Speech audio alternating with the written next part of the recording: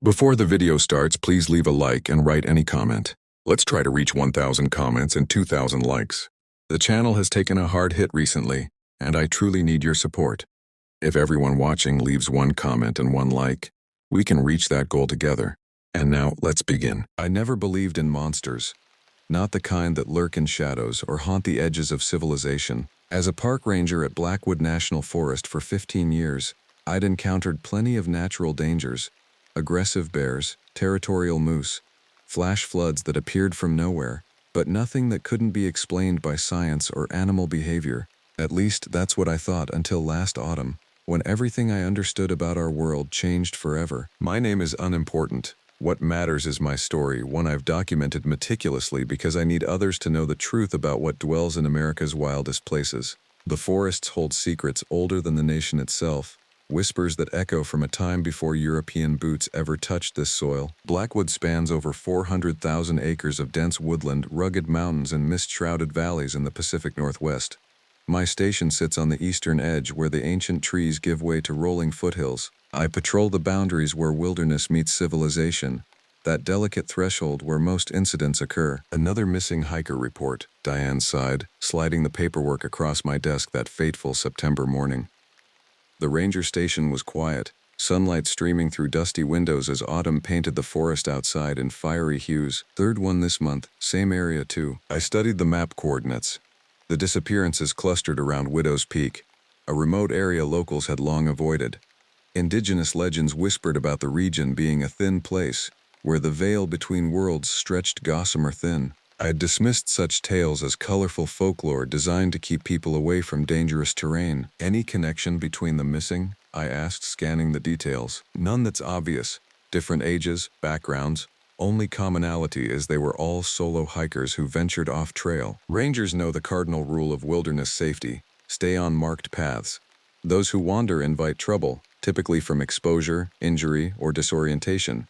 But 3 disappearances in the same area within weeks was unusual. I'll check it out, I said, folding the map and tucking it into my jacket pocket. Weather's supposed to hold until tomorrow. I can make it to the northwestern quadrant by nightfall if I leave now. Diane's expression tightened. Be careful. Something about this feels different. If only I'd recognized her intuition for the warning it was. I packed light. Sleeping bag, water purifier, first aid supplies, emergency rations, and my standard issue sidearm. Most rangers rarely draw their weapons, using them primarily for signaling or wildlife deterrence. I'd never fired mine outside of training. That too would change. The hike began pleasantly enough. September in Blackwood brings crisp air, dappled sunlight through changing leaves, and the earthy perfume of decaying vegetation, that sweet, musty scent marking nature's transition. I moved efficiently, following game trails and ranger shortcuts unknown to casual visitors. By mid-afternoon, the forest began to change. The friendly, deciduous groves gave way to old-growth conifers, massive sentinels that blocked the sun, creating a perpetual twilight beneath their canopy. The temperature dropped noticeably. The pleasant forest sounds, birdsong, skittering squirrels, wind through leaves, gradually faded until only my footfalls broke the unnatural silence. I had visited every corner of Blackwood in my years of service, yet something about this section felt foreign. The trees seemed to crowd closer, their bark blackened and twisted like arthritic fingers. Moss hung in long, spectral curtains. The air turned heavy, carrying a metallic tang that coated my tongue. Near dusk, I reached a small clearing about 3 miles from the location of the last disappearance, perfect for setting up camp. As I unpacked my gear, I couldn't shake the sensation of being watched. Rangers develop a sixth sense for wildlife observation. The weight of unseen eyes carries a distinctive feeling, but this was different, more focused, more intelligent. I built a small fire, its orange glow creating a fragile circle of warmth and light against the encroaching darkness. As night fell completely, the forest transformed. Shadows seemed to move independently of their sources. Wind whispered through the trees with almost vocal cadence, rising and falling like conversation just below the threshold of comprehension. In my sleeping bag, I stared upward at stars peeking through the forest canopy. The constellations looked wrong somehow, the familiar patterns slightly altered, as if I were viewing them from a different planet. Sleep came fitfully, haunted by dreams of being pursued through endless trees by something I couldn't see but sensed at every turn. A sound woke me near midnight. A cracking branch that my subconscious recognized as too deliberate, too heavy for normal forest wildlife. My hand moved instinctively to the flashlight beside me. The fire had burned to embers, casting only the faintest red glow across the clearing's edge. I scanned the darkness, the beam of light catching nothing but trees and undergrowth.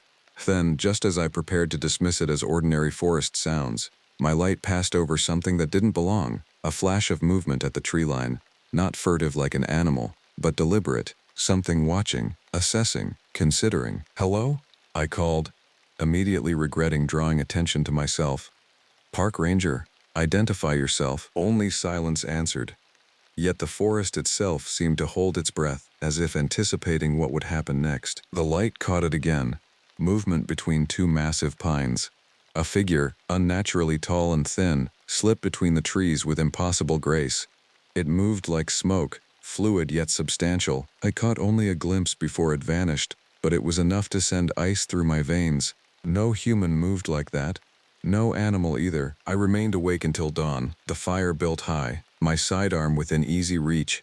When first light finally broke through the trees, I felt foolish. Darkness plays tricks on the mind. Every experienced ranger knows this. I packed my gear quickly, eager to continue the search for the missing hikers in daylight's rational embrace. But as I shouldered my pack, I noticed something that stopped me cold.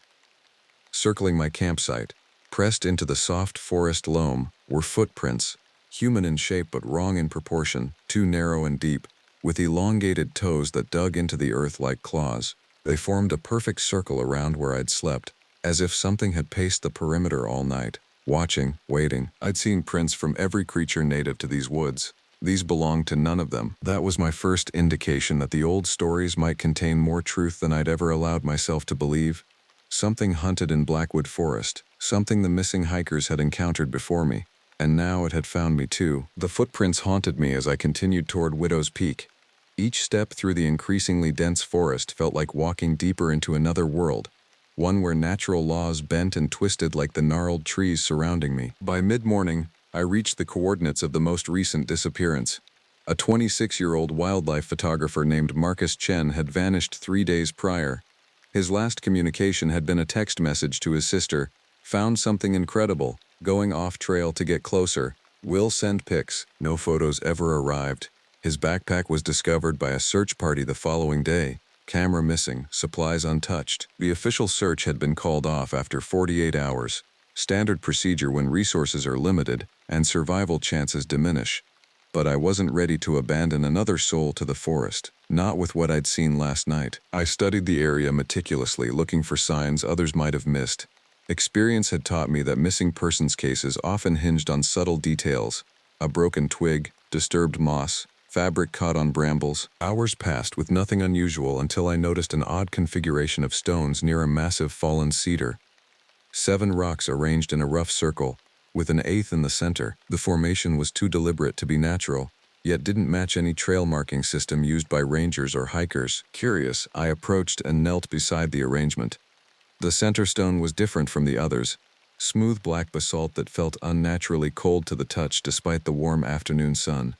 When I lifted it, my blood froze. Beneath lay a small carved figurine, no larger than my thumb. It depicted a humanoid form with unnaturally elongated limbs and a featureless face save for deeply carved eyes. The craftsmanship was exquisite, each sinew and joint rendered with anatomical precision, but the material, I couldn't identify it. Not wood, not stone, not bone, though it resembled all three. As I examined the figurine, a sound pierced the forest silence. A high, keening whistle that seemed to come from everywhere and nowhere simultaneously. Birds erupted from the canopy in panicked flight. The whistle modulated into something that chilled me more deeply. It began to sound like words, spoken in no language I recognized yet somehow carrying meaning. I pocketed the figurine, a decision I would later question, and headed in the direction of the strange sound. The forest grew darker as I walked, though my watch showed only early afternoon. The trees closed ranks, branches intertwining overhead to block the sky. Mist rose from the ground in twisting columns. After 20 minutes of hiking through increasingly bizarre terrain, I emerged onto the banks of a narrow stream I didn't recognize from any forest survey map. The water ran clear but moved wrong, flowing too slowly, almost viscous, like liquid glass. On the opposite bank stood a crude shelter fashioned from branches and animal hides. A campsite, but unlike any I'd seen before. No modern equipment, no synthetic materials, just primitive construction that belonged to a different century. "Hello?" I called, hand resting cautiously on my sidearm. "National Park Service." Movement flickered inside the shelter. I waded across the strange stream, uniform pants soaking through with water that felt oddly warm against my skin. As I approached the shelter, overwhelming dread washed over me. That primal fear humans carried before civilization, the instinctive recognition of something wrongly shaped. I drew my weapon. Regulation be damned. "Identify yourself," I commanded, using my authoritative ranger voice that usually commanded respect even from the most belligerent visitors. A figure emerged from the shelter, and my understanding of reality permanently fractured. It stood nearly 7 feet tall, impossibly thin, with limbs jointed in too many places. Its skin was the color of wet ash, stretched taut over a frame that resembled a human's but with proportions all wrong. The face, I still struggled to describe it coherently, features that shifted and rearranged themselves as if unable to settle on a final form. Only the eyes remained constant, large, black, and possessing an intelligence that felt ancient and predatory. My weapon raised instinctively, though some part of me recognized bullets might be useless against whatever this was. The creature cocked its head at an impossible angle, regarding me with detached curiosity. Then it spoke, not with its mouth, did it even have one, but directly into my mind. "Watcher of woods, protector of boundaries. You seek the lost ones." Not a question, a statement of fact. Its mental voice felt like ice water trickling down my spine. "What are you?"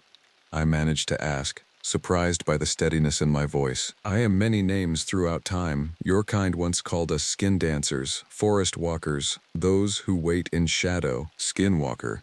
The term floated up from Navajo legends I'd studied during ranger training, but this didn't match any description I'd read. "Did you take the missing hikers?" I demanded, weapon still raised. The creature's form rippled, features rearranging themselves into something approximating amusement. "Take implies ownership.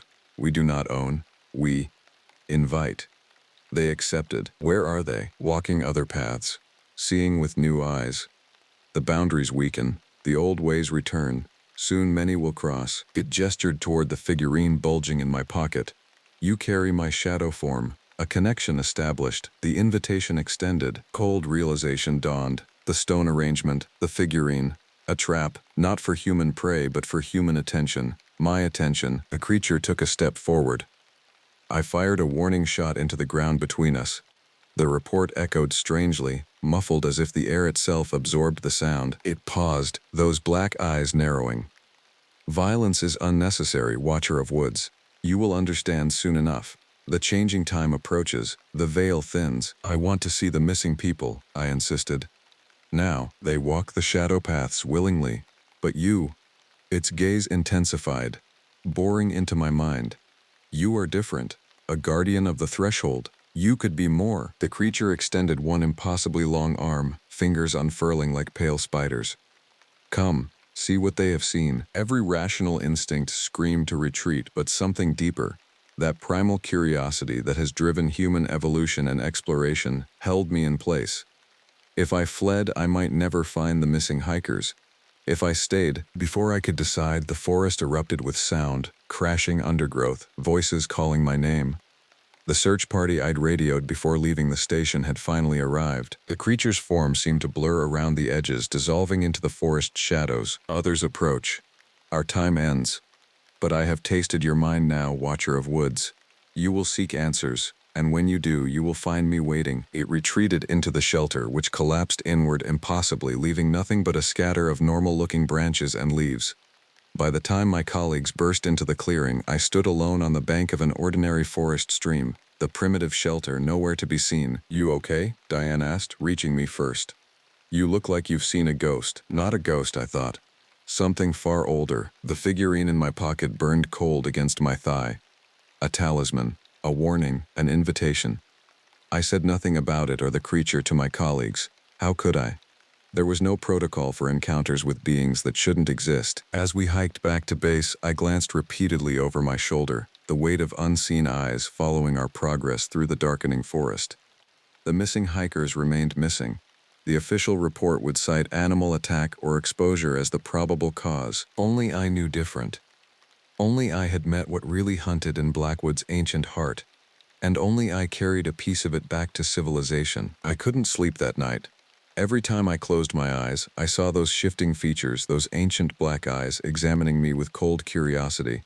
The figurine sat on my bedside table, impossible to ignore yet equally impossible to explain. By morning, I'd made a decision. I needed information, context for what I'd experienced. If creatures from folklore walked the modern world, there had to be documentation, historical accounts, patterns I could analyze. I called in sick for the first time in 5 years. Diane's voice conveyed skepticism, but she didn't press. "You did look pretty rough yesterday," she admitted. "Take the time you need." My first stop was the County Historical Society, a quaint building housing archives of local history dating back to the first European settlements.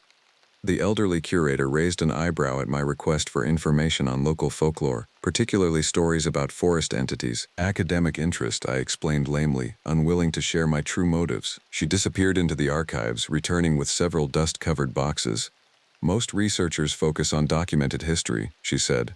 "But I've always found the stories people tell equally revealing." The materials provided a foundation: newspaper clippings of unexplained disappearances dating back to the 1880s, journal entries from trappers and hunters describing encounters with shadow people or watchers, and transcriptions of oral histories from local indigenous tribes warning of thin places in the forest where other worlds pressed against our own. Most accounts shared common elements: encounters in remote areas, particularly around Widow's Peak, strange stone arrangements, the feeling of being observed, and missing persons who were either never found or discovered in inexplicable circumstances, alive but changed, unable or unwilling to explain their experiences. One journal entry from 1923 particularly chilled me. "The creatures spoke without speaking, offering knowledge beyond human understanding. Thomas accepted and vanished before my eyes, stepping into the air as if through an invisible door. 3 days later, they found him sitting on his own porch, though search parties had checked there repeatedly. He would not speak of where he'd been, but his eyes held something ancient. Within a month, he walked into the forest and was never seen again." The pattern was becoming clear, but I needed more current information. After the Historical Society, I visited the public library, using their computers to search online forums where people shared unexplained experiences. I found hundreds of accounts from across North America describing entities that matched what I'd seen: unnaturally tall, wrong proportions, shifting features, telepathic communication. Most witnesses were dismissed as hoaxers or mentally unstable. Others disappeared shortly after posting their stories. A chill ran down my spine as I realized the broader implications. This wasn't isolated to Blackwood. These entities existed throughout the wilderness areas of North America, perhaps beyond. By afternoon, I'd compiled enough research to fill a notebook with relevant information. But academic knowledge felt insufficient. I needed practical insights from someone who understood the phenomenon firsthand. That led me to Eleanor Wright, a local woman in her 80s who, according to Historical Society records, had been the sole survivor of a famous incident in 1956 when 4 hikers vanished near Widow's Peak. Newspaper accounts described her as confused and delirious when Forest Service personnel found her 3 days after the group was reported missing. I located her address through public records and drove to a modest house on the outskirts of town. The property bordered the forest, separated only by a low stone wall covered in strange symbols I recognized from my research. Wards, according to folklore, against unwelcome visitors. Eleanor opened the door before I could knock. Tiny and bird-like, with sharp eyes that evaluated me thoroughly, she showed no surprise at my uniform. "You've seen them," she stated flatly. "That's why you're here." I nodded, unable to form a denial. "Come in then. But leave that thing on the porch."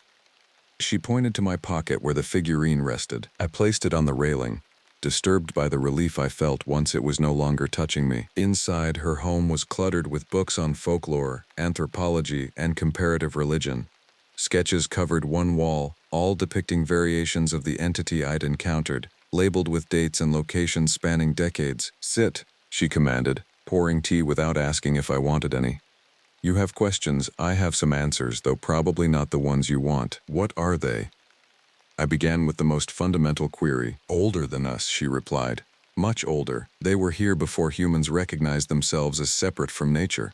Some cultures called them gods, others demons. Some indigenous peoples understood them better, as guardians of boundaries between worlds. Are they dangerous? Her laugh held no humor. Define dangerous. A mountain lion is dangerous. A storm is dangerous.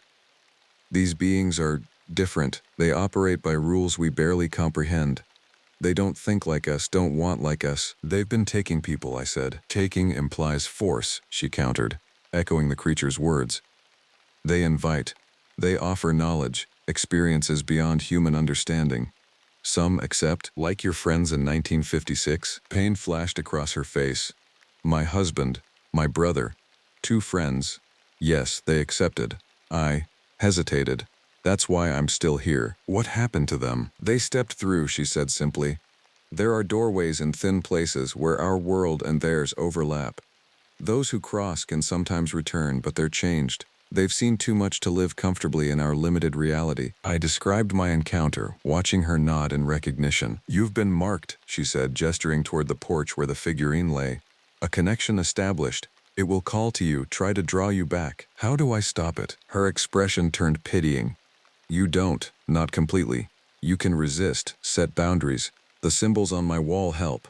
But once they know you, they never fully leave you alone. And the missing hikers, some may return, changed but alive. Others will remain there, learning what they sought to know.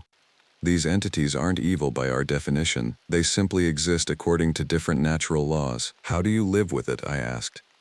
Knowing what's out there, what happened to your loved ones? She gazed out the window toward the forest edge. I maintain the balance. I remember.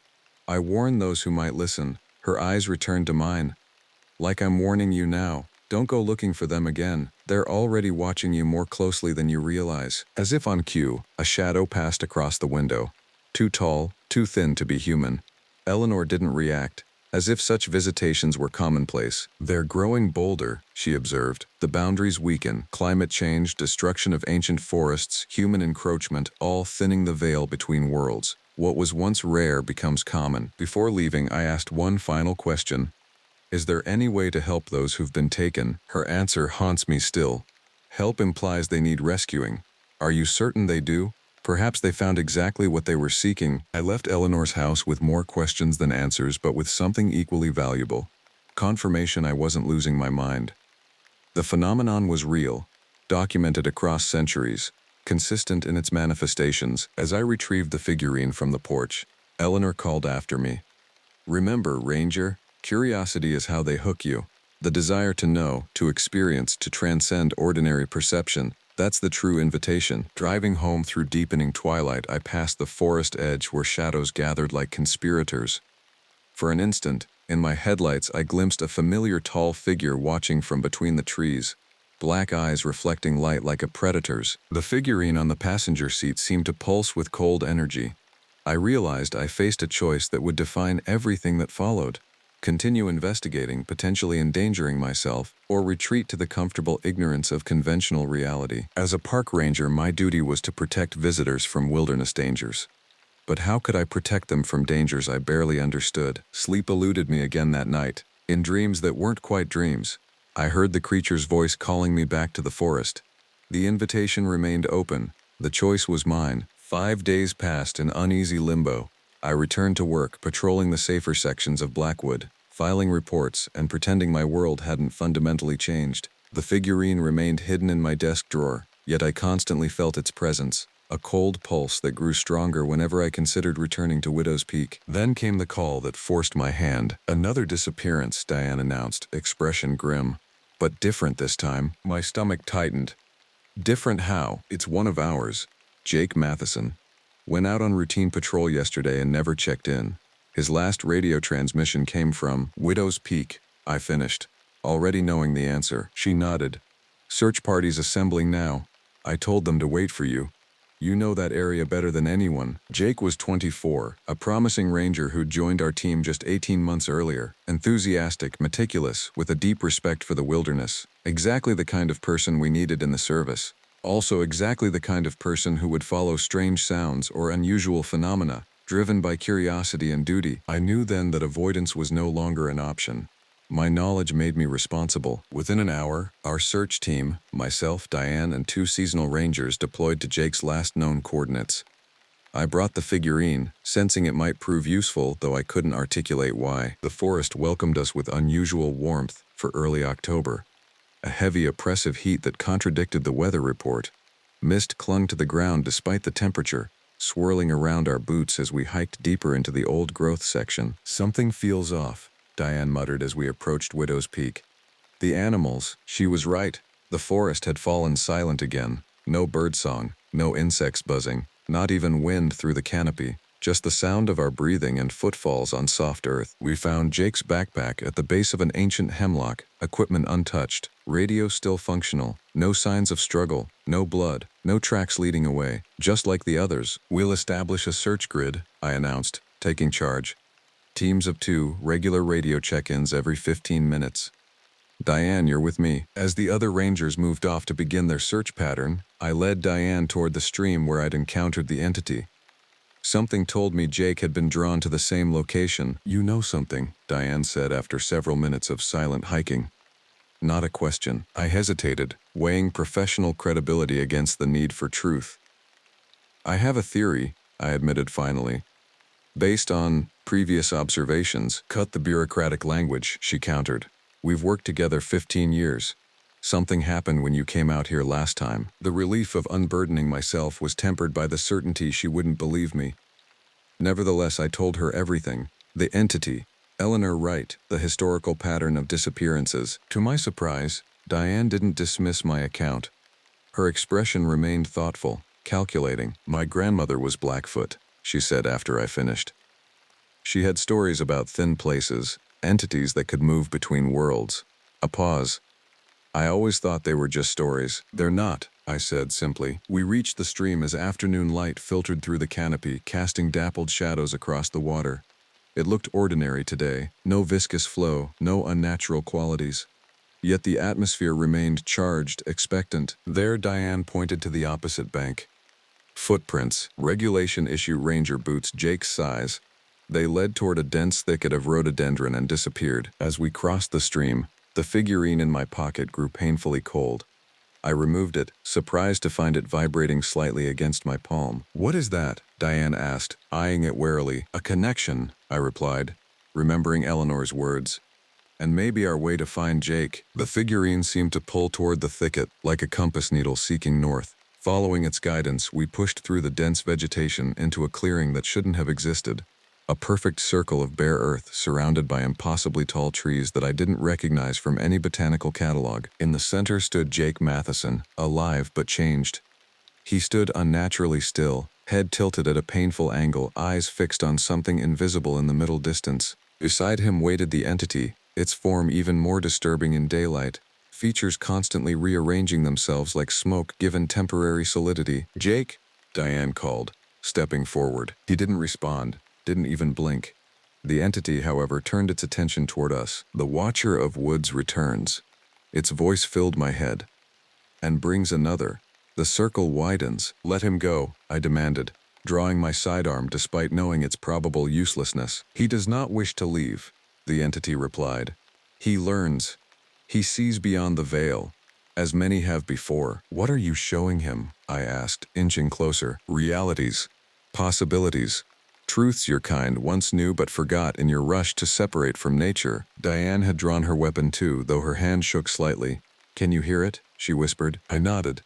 "It communicates telepathically." The entity gestured toward Jake with one elongated limb.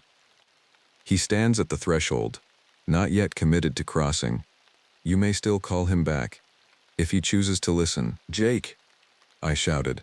"Ranger Matheson. You need to come back with us." His eyes remained unfocused, but something flickered across his expression. Recognition, conflict. The entity addressed me again. "You carry my shadow form. The invitation remains open to you as well. Do you not wish to understand, to see beyond human limitations?" The figurine pulsed warmly now, almost seductively. I could feel its pull, the temptation to know, to experience what lay beyond ordinary perception. For a moment I glimpsed what Jake must be seeing. Realities layered upon realities, time flowing in multiple directions simultaneously. Consciousness extending beyond individual boundaries into a vast, interconnected web. "No," I said firmly, though part of me wavered.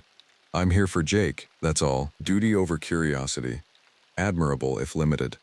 The entity's form rippled with what might have been amusement. "What will you offer in exchange for this one's return?" "What do you want?" I asked, dread pooling in my stomach. "Recognition. Remembrance. Your kind once acknowledged us, respected the boundaries, now you forget, dismiss, rationalize."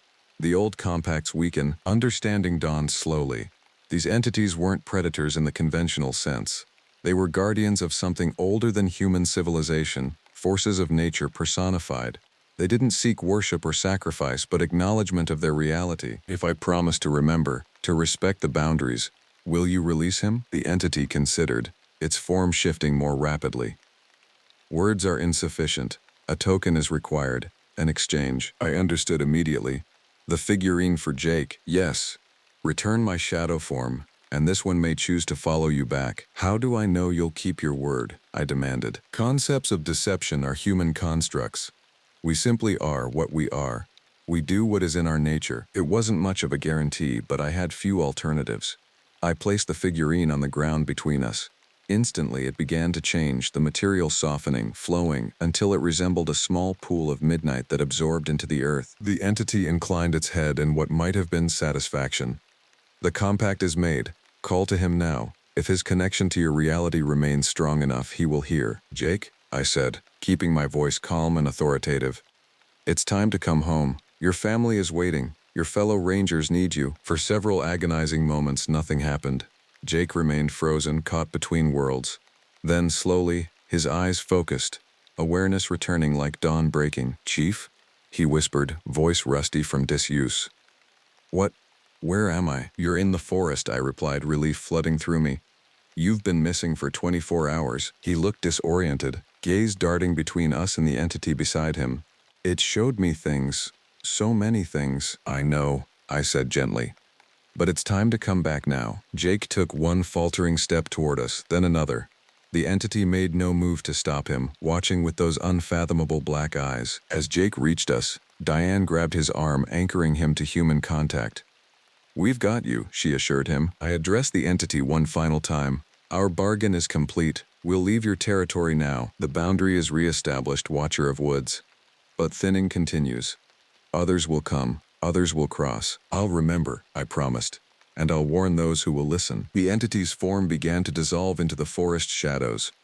"Until the next thinning time, then, we will be watching, always watching." As we led Jake from the clearing, supporting his unsteady steps, I felt something fundamental shift within the forest. Not a physical change, but an alteration in the underlying reality.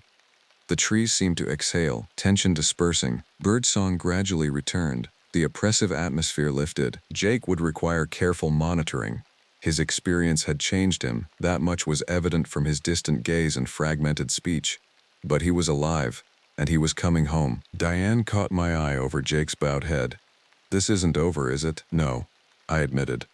"I think it's just beginning." The sun was setting as we rejoined the other search team members, bathing Blackwood Forest in golden light that rendered even the darkest shadows temporarily benign. But as I glanced back toward Widow's Peak, I knew the ancient watchers remained. Patient, eternal, existing alongside our world while occupying a reality I could barely comprehend. I had fulfilled my duty as a ranger today, but I had also accepted a new responsibility.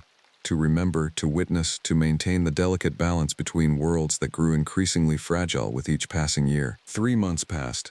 Winter descended on Blackwood Forest, transforming the landscape with snow and ice. Jake Matheson took extended medical leave, spending time with family while receiving therapy for what official reports labeled trauma-induced dissociative episodes. Only a handful of us knew the truth. I continued my regular duties, but with heightened awareness of the forest's deeper mysteries. Small things caught my attention now. Stone arrangements left by unknown hands, whispers in the wind that almost formed words, shadows that moved independently of their sources. The entities remained mostly hidden, but I sensed their presence constantly, especially near the boundaries of Widow's Peak. Eleanor Wright became an unexpected mentor. Weekly visits to her home provided context for my experiences and practical knowledge about maintaining boundaries without severing connections entirely. "You've become a guardian," she told me during one snowy evening, hands wrapped around a mug of tea. "Not just of the forest, but of the threshold between worlds." "I never asked for that responsibility," I countered. "Few who serve as intermediaries do," she replied. "The role finds those suited to it." December brought administrative changes that complicated my situation. Budget cuts forced Blackwood to reduce winter patrols, particularly in remote areas deemed low visitation risk during cold months. Widow's Peak fell into this category despite my carefully worded objections. "We can't justify resource allocation based on folklore," my supervisor stated firmly after rejecting my patrol schedule recommendations. "Focus on areas with documented safety concerns." I could hardly explain that the documented safety concerns were being systematically misclassified. Missing persons continued to be attributed to exposure, animal attacks, or hikers simply becoming lost. Rational explanations that maintained the comfortable fiction of a world without mysteries. 2 weeks before Christmas, heavy snowfall isolated the eastern section of the park. Most staff took holiday leave, leaving a skeleton crew to handle emergencies. I volunteered for the Christmas Eve shift, knowing the forest would be empty of visitors and allowing others to spend time with family. The ranger station felt cavernous and still as evening approached. Outside, snow fell in thick curtains, accumulating rapidly. I brewed coffee, completed paperwork, and waited for my shift to end with no expectation of incident. The radio crackled to life at 11:17 p.m. "Help, anyone, coordinates." The transmission broke apart, static overwhelming the words before cutting out completely. I tried to re-establish contact, following standard protocol.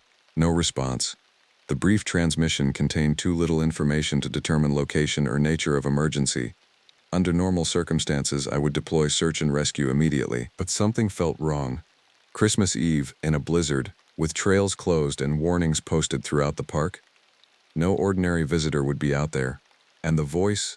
There was something familiar about it, something that resonated with memories of that day at Widow's Peak. I cross-referenced the partial transmission with our communication system. The signal had originated from the northwestern quadrant, Widow's Peak. Exactly where I'd expected. Protocol dictated calling for backup before investigating a distress call in dangerous conditions. But backup would take hours to assemble in the storm, and something told me this wasn't an ordinary emergency. This was a message meant specifically for me. I geared up for winter conditions. Thermal layers, emergency supplies, heavy-duty flashlight, GPS, and sidearm. As I prepared to leave, I hesitated before the supply cabinet, then retrieved an item I'd started carrying on all patrols, a small pouch containing symbols Eleanor had taught me. Protection against unwanted influence, carved into stone tokens. The drive to the nearest accessible trailhead took 40 minutes through near whiteout conditions. Hiking to Widow's Peak would normally require several hours, but with deep snow and limited visibility, I estimated double that time. If someone truly needed rescue, they might not survive that long in these temperatures. Yet something told me this wasn't about a human emergency at all. The forest and winter storm presented an entirely different set of dangers. Hypothermia, disorientation, snow-laden branches crashing down, wildlife driven to desperation by hunger. I moved carefully, following landmarks I'd memorized rather than snow-covered trails. 2 hours into the hike, the storm abruptly ceased.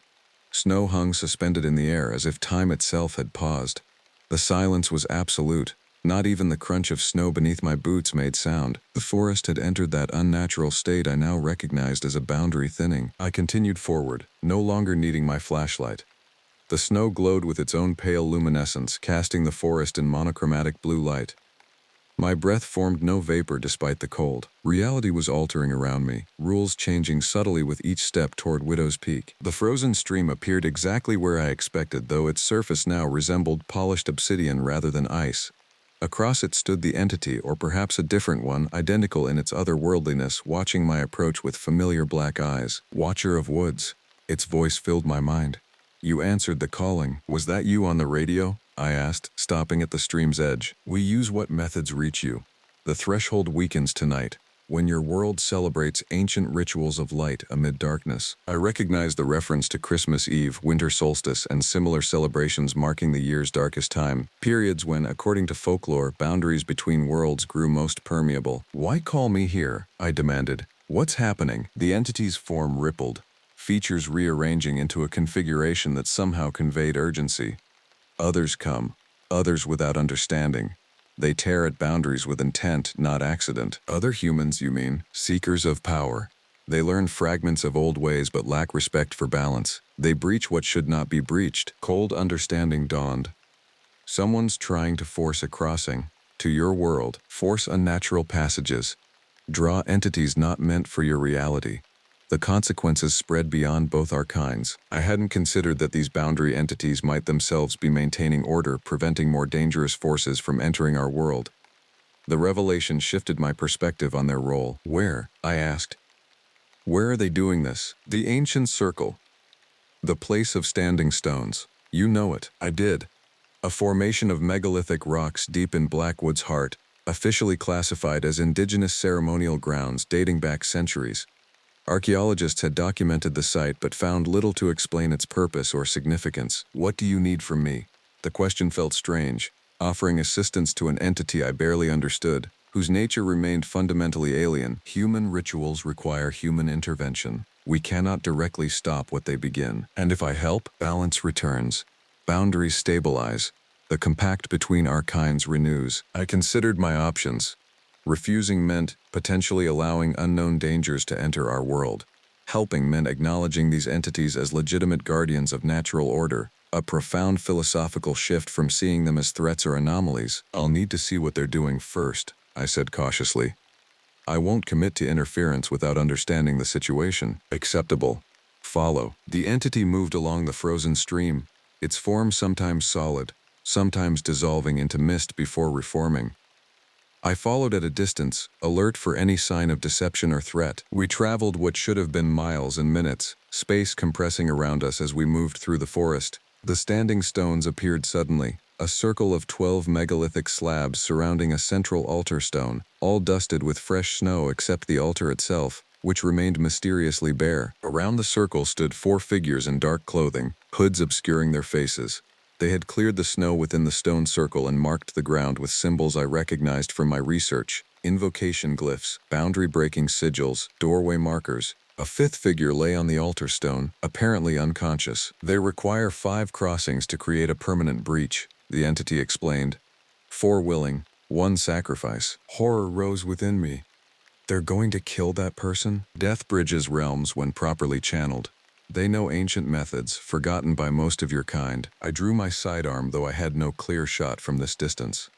I need to stop them now. Caution, Watcher of Woods. The ritual has begun.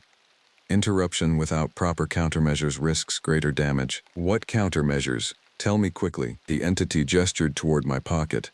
The symbols you carry. Place 1 at each cardinal direction outside their circle.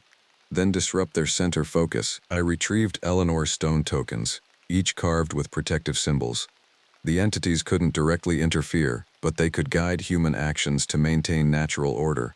I was being used as their instrument, but for purposes that aligned with my own duty to protect. Moving silently through the snow, I circled wide around the ritual site. The hooded figures chanted in a language I didn't recognize, their voices creating discordant harmonies that hurt my ears. The air above the altar stone had begun to shimmer and darken, forming what appeared to be a growing rent in reality itself. I placed the first token at the northernmost point outside their circle, burying it in snow. Immediately I felt the forest respond, a subtle shift in pressure, a momentary clarification of sound. The chanting faltered briefly before resuming. Working my way clockwise, I positioned the remaining tokens at east, south, and west points. With each placement, the unnatural tier above the altar seemed to stabilize, no longer growing though still present. The central focus. What did the entity mean? The unconscious person on the altar stone, I realized. They were channeling the ritual through a human conduit. I had seconds to act before the hooded figures noticed the change in their ritual's progression. Drawing my sidearm, I shouted with all the authoritative force I could muster, "National Park Service! Step away from the altar immediately." The figures turned in unified shock, chanting interrupted. I fired a single shot into the air, the report echoing strangely through the altered atmosphere. 2 of the hooded individuals fled immediately into the forest. Another reached inside their robe, possibly for a weapon. I aimed directly at them. "Don't," I warned. "Hands where I can see them." The 4th figure, apparently the leader, turned toward the tier in reality. "It's too late. The door opens. They were right. Despite the interruption and the protective tokens, the tier had begun to widen again. Something moved within it, a darkness deeper than absence of light, a presence that radiated malevolence unlike anything I'd encountered before. The unconscious victim on the altar stone began to convulse, back arching impossibly as dark energy poured into them from the widening rent. I made a split-second decision and rushed forward, tackling the leader away from the altar. We crashed to the ground as the remaining hooded figure fled into the darkness. "You fool," the leader hissed, face revealed as that of a middle-aged man with wild eyes. "Do you know what power we could command? What knowledge could be ours? I know you're willing to murder for it," I snarled, securing his wrists with zip ties from my gear. "That tells me everything I need to know about your intentions." With the leader restrained, I turned my attention to the victim and the still widening tier. The entity materialized beside me, its form more distinct than I'd ever seen it. Features almost solidified into something resembling ancient indigenous depictions of forest spirits. The breach must be sealed, the channeling body removed. I lifted the unconscious victim, a young woman, barely 20, from the altar stone. Immediately, the tier's expansion halted, its edges fluctuating uncertainly. "Not enough," the entity communicated urgently. "The opening requires closing ritual." "Tell me what to do," I demanded, feeling reality itself becoming increasingly unstable around us. "Place your hands upon the altar. Allow me temporary connection through your consciousness." Everything in my training and experience warned against such vulnerability, yet the alternative seemed far worse, allowing whatever darkness gathered beyond that tier to enter our world. I gently placed the young woman in the snow beside my restrained prisoner, then approached the altar stone. It hummed with energy, vibrating at a frequency that made my teeth ache and vision blur. "Will I remain me?" I asked, hands hovering above the stone. "You will be changed by knowing, as all are. But yourself remains your own." Taking a deep breath, I pressed my palms against the cold, smooth surface of the altar. The entity moved behind me, its form enveloping mine like mist. For a terrifying moment, I felt my consciousness expanding beyond physical boundaries, perception stretching to encompass multiple overlapping realities simultaneously. Through the entity's awareness, I glimpsed what lay beyond the tier, ancient forces neither good nor evil but utterly alien to human understanding, entities that existed in dimensions where physical laws operated differently. My voice spoke words I didn't understand, language flowing through me rather than from me. My hands traced symbols on the altar stone that disappeared into its surface like ripples in water. The tier began to contract, edges pulling inward despite resistance from whatever waited beyond. The process felt simultaneously instantaneous and eternal. When it finally completed, the tier sealed with an audible snap that echoed through the forest. Normal reality crashed back into place, snow falling again, wind resuming its mournful howl through bare branches. Sensory input limited once more to ordinary human perception. I staggered away from the altar, physically and mentally exhausted. The entity stood opposite me, its form already beginning to fade. The balance returns. The boundary strengthens. "You have chosen your role, Watcher of Woods." "Did I have a choice?" I asked, still reeling from the experience. "All have choice. You chose protection over power, knowledge with respect rather than domination. The old way." The entity gestured toward my prisoners, the cult leader and the unconscious victim. "These require your human justice now. Our concerns end where yours begin." "Will they try again? Others like them?" "Always. The lure of transcendence calls to your kind as strongly as it ever did. Some seek it with wisdom, others with greed. The boundary requires guardians on both sides." I understood then that my role had fundamentally changed. No longer just a park ranger protecting wilderness from human impact, but a guardian of boundaries between realities.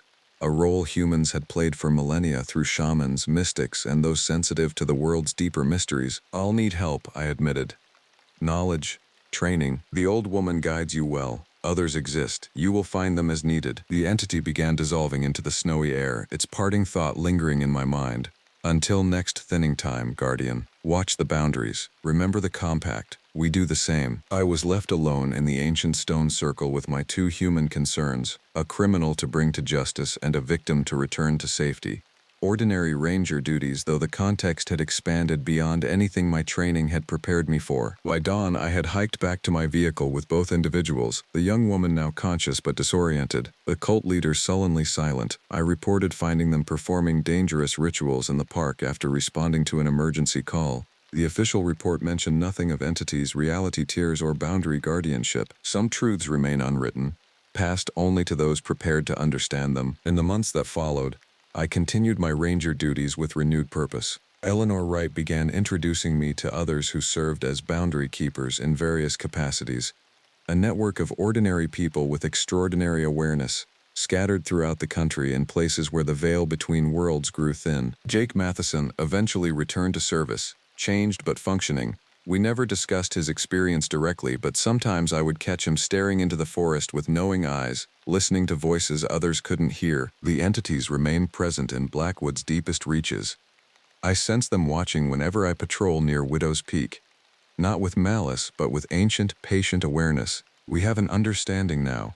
Mutual recognition of roles in maintaining natural order that extends beyond conventional human knowledge. Sometimes, on quiet nights when the forest speaks in whispers and shadows move with purpose, I remember that glimpse beyond ordinary reality, the vast interconnected web of consciousness that spans dimensions and binds all living things. The experience changed me, as the entity predicted, not in any obvious way visible to colleagues or friends, but in my fundamental understanding of humanity's place in a universe far stranger and more wonderful than most ever realize. I remain a watcher of woods, a guardian of boundaries, a keeper of secrets older than human civilization.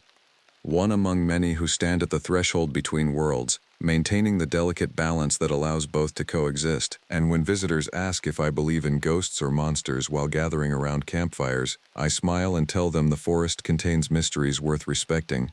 Some understand the deeper meaning, others dismiss it as ranger superstition. Both responses serve the balance in their way. After all, some are meant to know, others are not. The forest keeps its secrets, and so do I. The screaming stopped at 3:17 a.m. I know because I'd been lying awake in my cabin, listening to those inhuman shrieks echoing through the Douglas firs for the past 2 hours. They weren't animal sounds. I'd heard every creature these Cascade Mountains could produce in my 8 years as a park ranger. This was something else entirely.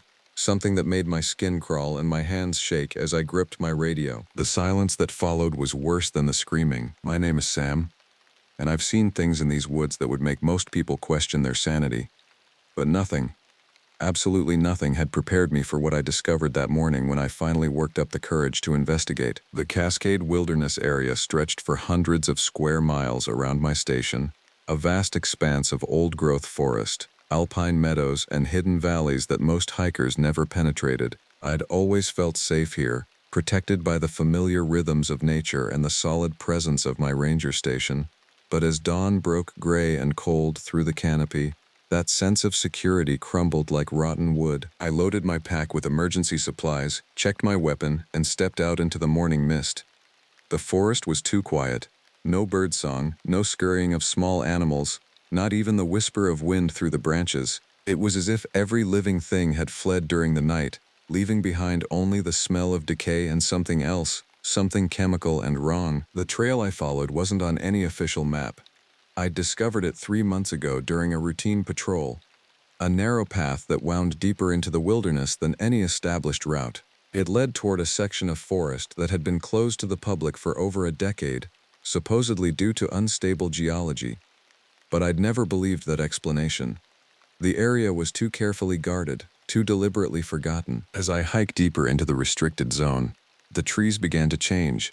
The bark looked diseased, covered in strange growths that pulsed with a sickly luminescence. Some of the growths looked almost like human skin, pale, mottled, and covered with what appeared to be pores that wept a clear, oily substance. That should have been my first warning to turn back. Instead, I pressed forward, driven by a combination of professional duty and morbid curiosity. The path descended into a hidden valley I'd never seen on any topographical map. At its center stood the ruins of what had once been a research facility, concrete buildings partially overgrown with the same diseased vegetation that infected the trees. The silence was absolute now, a crushing weight that seemed to muffle even the sound of my own breathing. I approached the largest building, its walls stained with dark streaks that could have been rust or something far worse. The main entrance hung open, revealing a darkness so complete it seemed to swallow light. I clicked on my flashlight and stepped inside. The beam illuminated a reception area that looked like it had been abandoned hastily. Papers scattered across desks, chairs overturned, coffee cups still sitting where they'd been left. but everything was covered in a thin layer of that same oily substance I'd seen weeping from the trees. My footsteps echoed strangely in the empty space, as if the sound was being absorbed and twisted by the walls themselves. A directory board near the elevators listed various departments: biochemical research, genetic engineering, cellular manipulation, and at the bottom, in smaller text, something called dermal reconstruction. The words sent a chill down my spine that had nothing to do with the mountain air. I chose the stairs, unwilling to trust the ancient elevator system.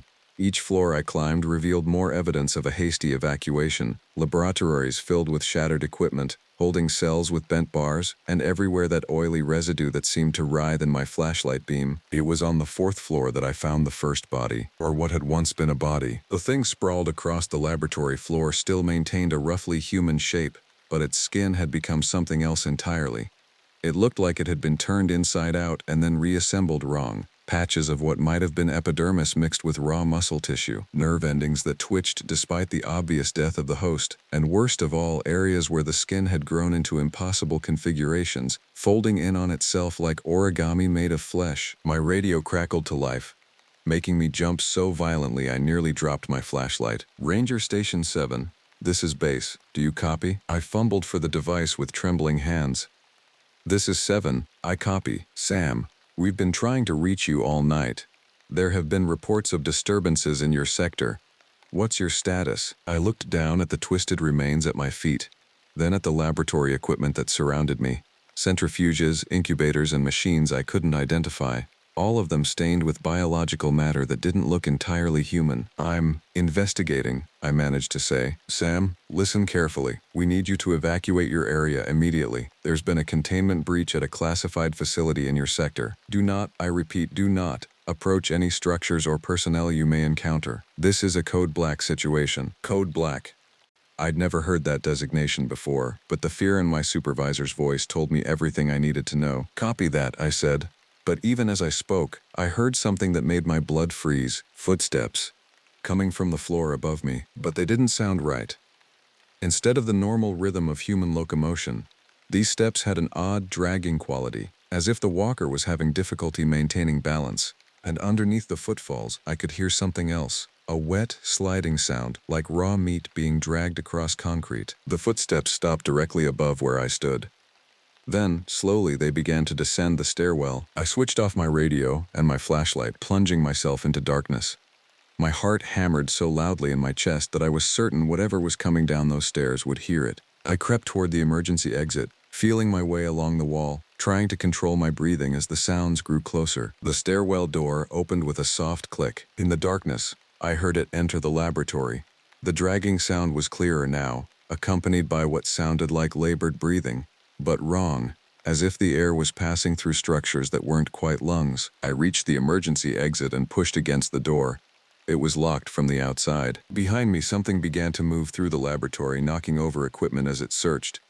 I pressed myself against the door, praying it wouldn't find me, but knowing with sick certainty that I was trapped. A sound reached me then that I will never forget as long as I live. A voice, human in origin but horribly distorted, as if the vocal cords had been rearranged into some nightmarish configuration. "Help me." The plea was followed by a wet, tearing sound, and a scream that contained more agony than any living thing should be able to produce. That's when I realized the truth that would haunt me for the rest of my days.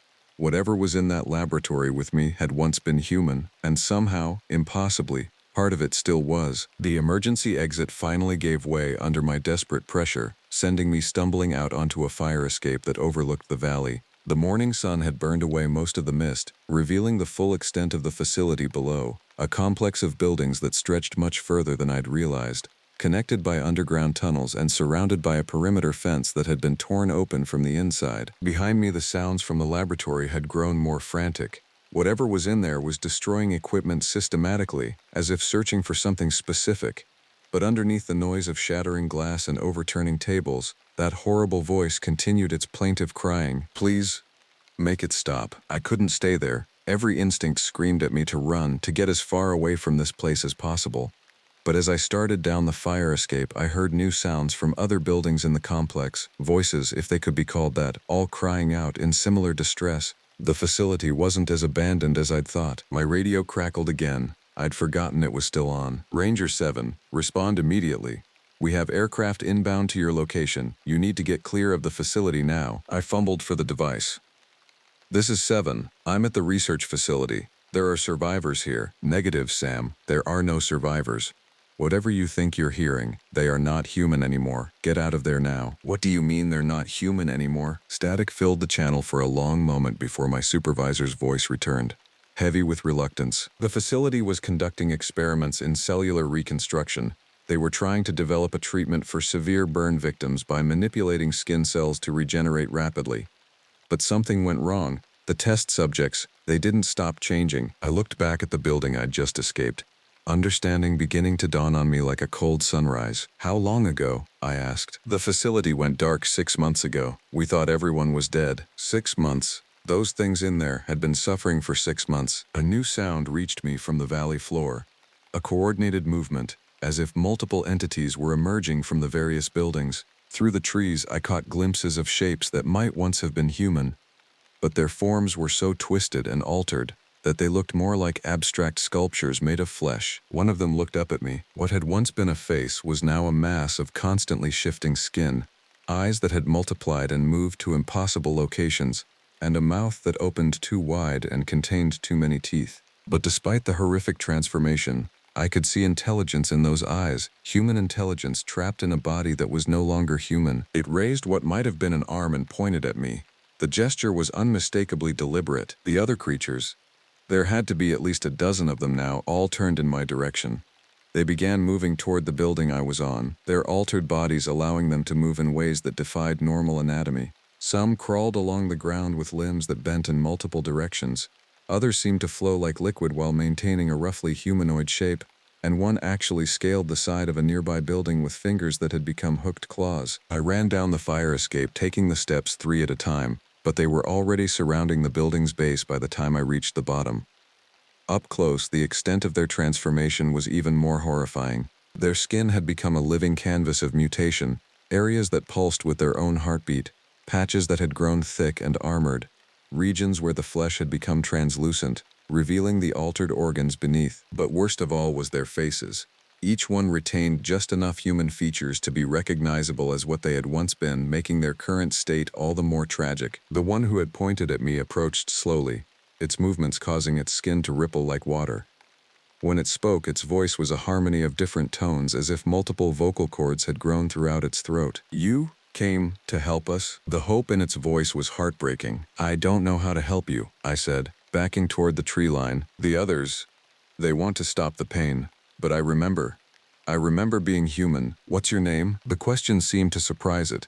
The creature paused, its face contorting as it accessed memories that were clearly difficult to reach. "Marcus. I was Marcus Chen. I was a researcher here, studying skin grafts for burn victims." The irony was devastating. He had become the very thing he'd been trying to cure. "Marcus, I need to get you help. But not here. We need to leave this place." "Can't leave?" His voice became more distorted as emotion overwhelmed him. "The change, it's not finished. If we leave the facility, the radiation stops. And then we become something worse." "Radiation?" The treatment required constant exposure to specific wavelengths. Without it, the cellular reconstruction becomes completely random. We become... He gestured to one of his companions, a creature that was no longer recognizably human, just a writhing mass of flesh that seemed to serve no biological purpose. That's when I understood the true scope of the horror. The facility wasn't just a prison for these transformed beings. It was a life support system. Leave the area, and they would degenerate into something even worse than they already were. My radio crackled with urgent messages. Aircraft were approaching, and from the sound of it, they weren't coming for a rescue mission. "Marcus, they're coming to destroy this place. We need to." The sound of helicopter rotors cut through the morning air, followed by the high-pitched whine of jet engines. Through the canopy, I could see multiple aircraft approaching from the north. Marcus looked up at the sky, and for a moment his mutated features arranged themselves into something resembling a sad smile. "Finally," he whispered. The other creatures had stopped their approach and were standing perfectly still, as if they too understood what was coming. "Marcus, there has to be another way," I said desperately. "Some kind of treatment. A cure." "There is no cure," he interrupted. "We tried everything. The only mercy now is to make sure this never happens to anyone else." The first aircraft appeared above the trees, a military helicopter with weapons pods mounted on its sides, but instead of opening fire immediately, it began broadcasting through loudspeakers. Attention ground personnel. You have 30 minutes to evacuate the area before sterilization begins. This is your only warning. Marcus looked at me with eyes that held depths of suffering I couldn't imagine. 30 minutes, he said.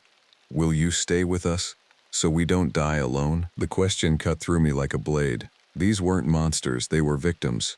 People who had volunteered for what they thought was medical research and had been transformed into living nightmares. But even as compassion warred with survival instinct, I heard something that chilled me to the bone. From the largest building in the complex came a sound that was definitely not human, a roar that shook the ground and sent birds fleeing from trees half a mile away. Whatever had made that noise was much larger and much more dangerous than the transformed humans I'd encountered. Marcus heard it too, and his expression changed to one of terror. "Oh no," he whispered. "It's awake." The roar came again, closer this time, and with it came the sound of concrete cracking and metal bending. Whatever was in that building was trying to get out, and from the sound of destruction it was succeeding. Marcus and the other transformed humans began backing away from the largest building, their movements suddenly frantic despite their altered anatomy. "What is that?" I demanded. "The first test subject," Marcus said, his multiple-toned voice breaking with fear. Before they learned to control the process, they used a volunteer who had been burned over 90% of his body. The reconstruction went completely wrong. The side of the building exploded outward in a shower of concrete and twisted rebar. Through the dust cloud, I caught my first glimpse of what had once been human. It was enormous, at least 12 feet tall and almost as wide.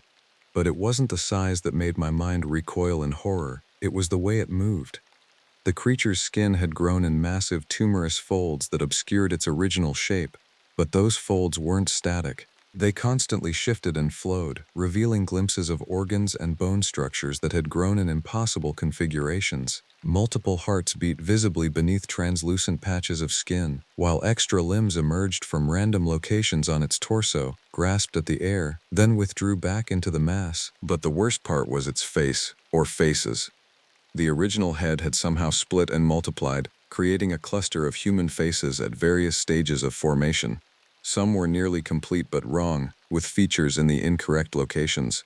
Others were just suggestions of faces, like rough sketches made of flesh, and all of them were screaming. The Alpha, as Marcus had called it, turned its attention to us. When it moved, the ground shook under its immense weight. But despite its size and obvious power, there was something pathetic about its movements. A clumsiness that spoke of a consciousness trapped in a body that defied all biological logic. "Run," Marcus whispered. But even as he said it, I could see it was hopeless. The creature was already moving toward us with surprising speed, its malformed limbs propelling it forward in a rolling, flowing motion. The other transformed humans scattered in all directions, but they weren't running from the Alpha, they were running from us. I realized with sick understanding that the Alpha was fixated on me, the only normal human in the area. My ranger training kicked in. I dodged to the left, using the trees for cover, but the Alpha simply swept aside a 50-foot Douglas fir as if it were a sapling. Its reach was enormous, and those randomly positioned limbs could grab from angles I couldn't predict. I heard the helicopter overhead changing position, and suddenly the area around the Alpha was illuminated by a searchlight. A voice boomed from the aircraft. "Ground personnel, get clear. We are engaging the target." "No!" I shouted into my radio. "There are survivors here. They're still human." "Negative, Ranger. Those are not humans anymore." Machine gun fire erupted from the helicopter, heavy caliber rounds designed to penetrate armored vehicles. They struck the Alpha center mass, tearing through the creature's altered skin and sending sprays of dark fluid in all directions. The Alpha barely seemed to notice. Instead of falling or even slowing down, the creature's wounds began closing immediately.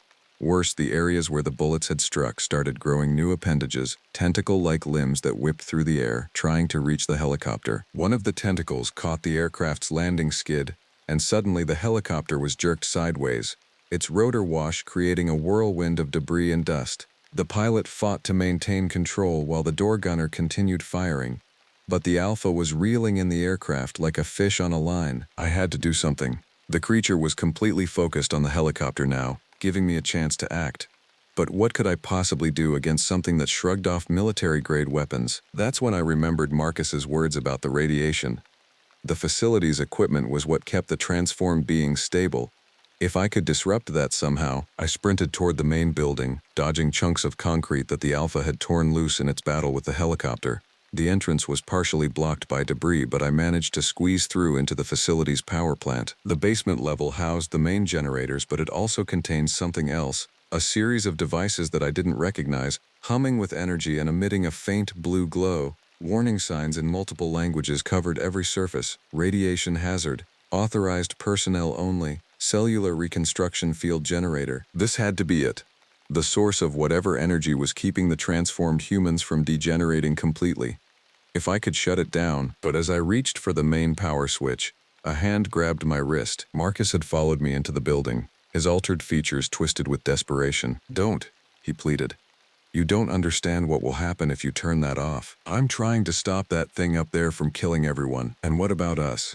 What about the dozen other people who are still conscious, still aware? If you shut down the field generators, we'll lose what little humanity we have left. We'll become like him, mindless, driven only by the need to spread the mutation to others." Above us, the battle continued.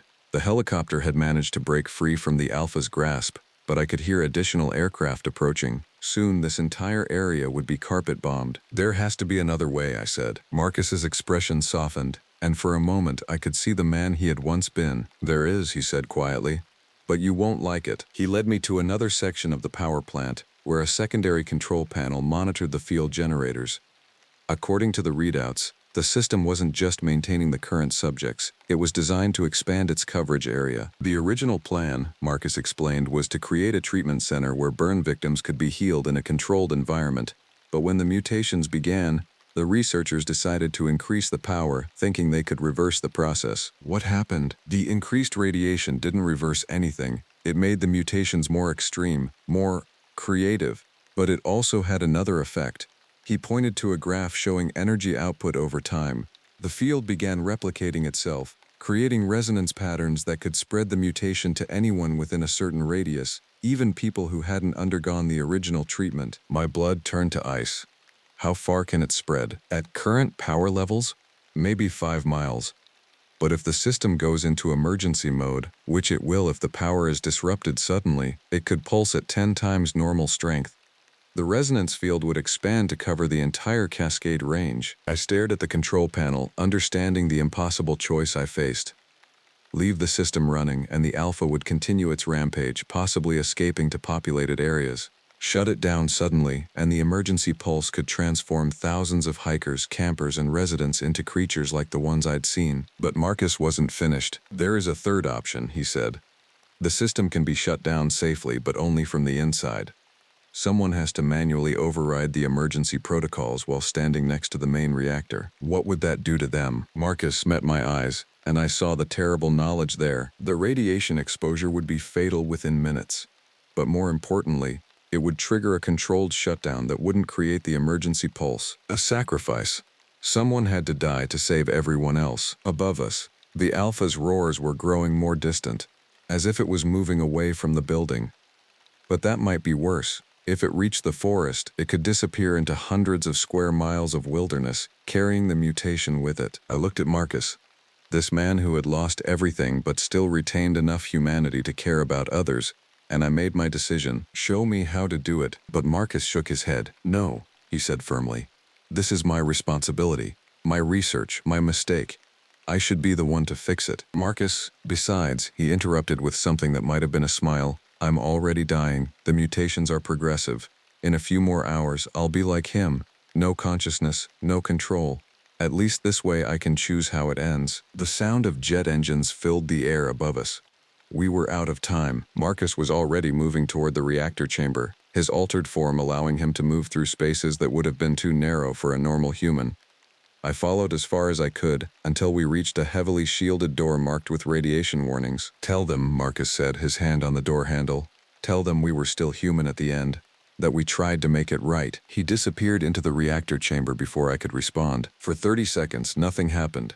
Then the building's lights began to flicker, and I could hear the field generators powering down in sequence. On the control panel, warning lights flashed as the system entered emergency shutdown mode. But instead of the catastrophic pulse I'd feared, the readings showed a controlled reduction in power. the radiation field contracting in carefully managed stages. Marcus had done it. Above me, the Alpha's roars changed in tone, becoming more confused, less focused.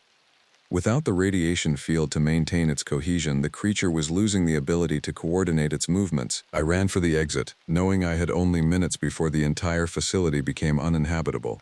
As I emerged into daylight, I saw the Alpha stumbling through the compound, its massive form beginning to collapse in on itself as the uncontrolled mutations finally turned completely chaotic. The jets screamed overhead, preparing for their bombing run, but they wouldn't be needed now. The Alpha was destroying itself, its own body consuming itself in a frenzy of unchecked cellular activity. In the distance, I could see the other transformed humans, Marcus's colleagues, collapsing as well. But unlike the Alpha, they seemed peaceful, finally free from the constant pain of their altered existence. My radio crackled with new instructions to evacuate immediately, but I couldn't leave yet. Not until I was sure Marcus's sacrifice had worked. The field generators gave a final pulse, not the catastrophic burst we'd feared, but a gentle wave that seemed to cleanse the area of the malevolent energy that had saturated it. The diseased vegetation began withering immediately, and even the air smelled cleaner. It was over, but as I finally turned to leave the valley, I heard something that would haunt me for the rest of my life. A voice from the facility's PA system, activated by the emergency shutdown. It was Marcus, speaking through the facility's communication system in the moments before the radiation killed him. "My name is Marcus Chen," the recording began.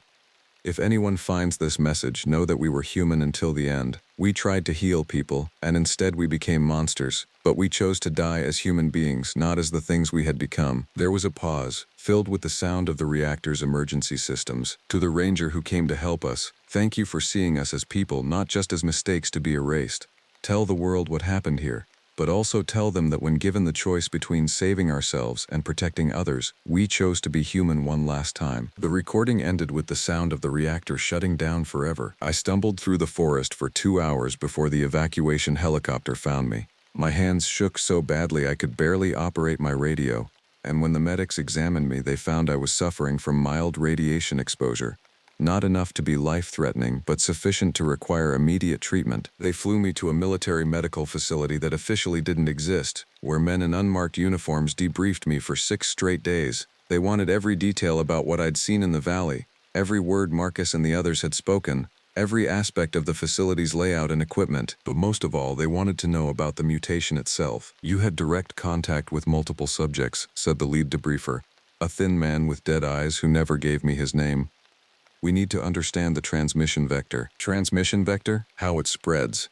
Whether you might have been infected." The thought hadn't occurred to me, but now it consumed my attention. Every morning I examined my skin for signs of change, looking for the telltale oily substance or unusual growths that might indicate the beginning of my own transformation. For weeks, nothing happened. The radiation exposure symptoms faded, my blood work remained normal, and the daily medical examinations showed no abnormalities.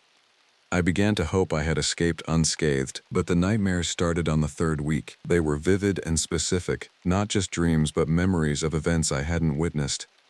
I saw Marcus as he had been before the transformation, a brilliant researcher driven by compassion for burn victims.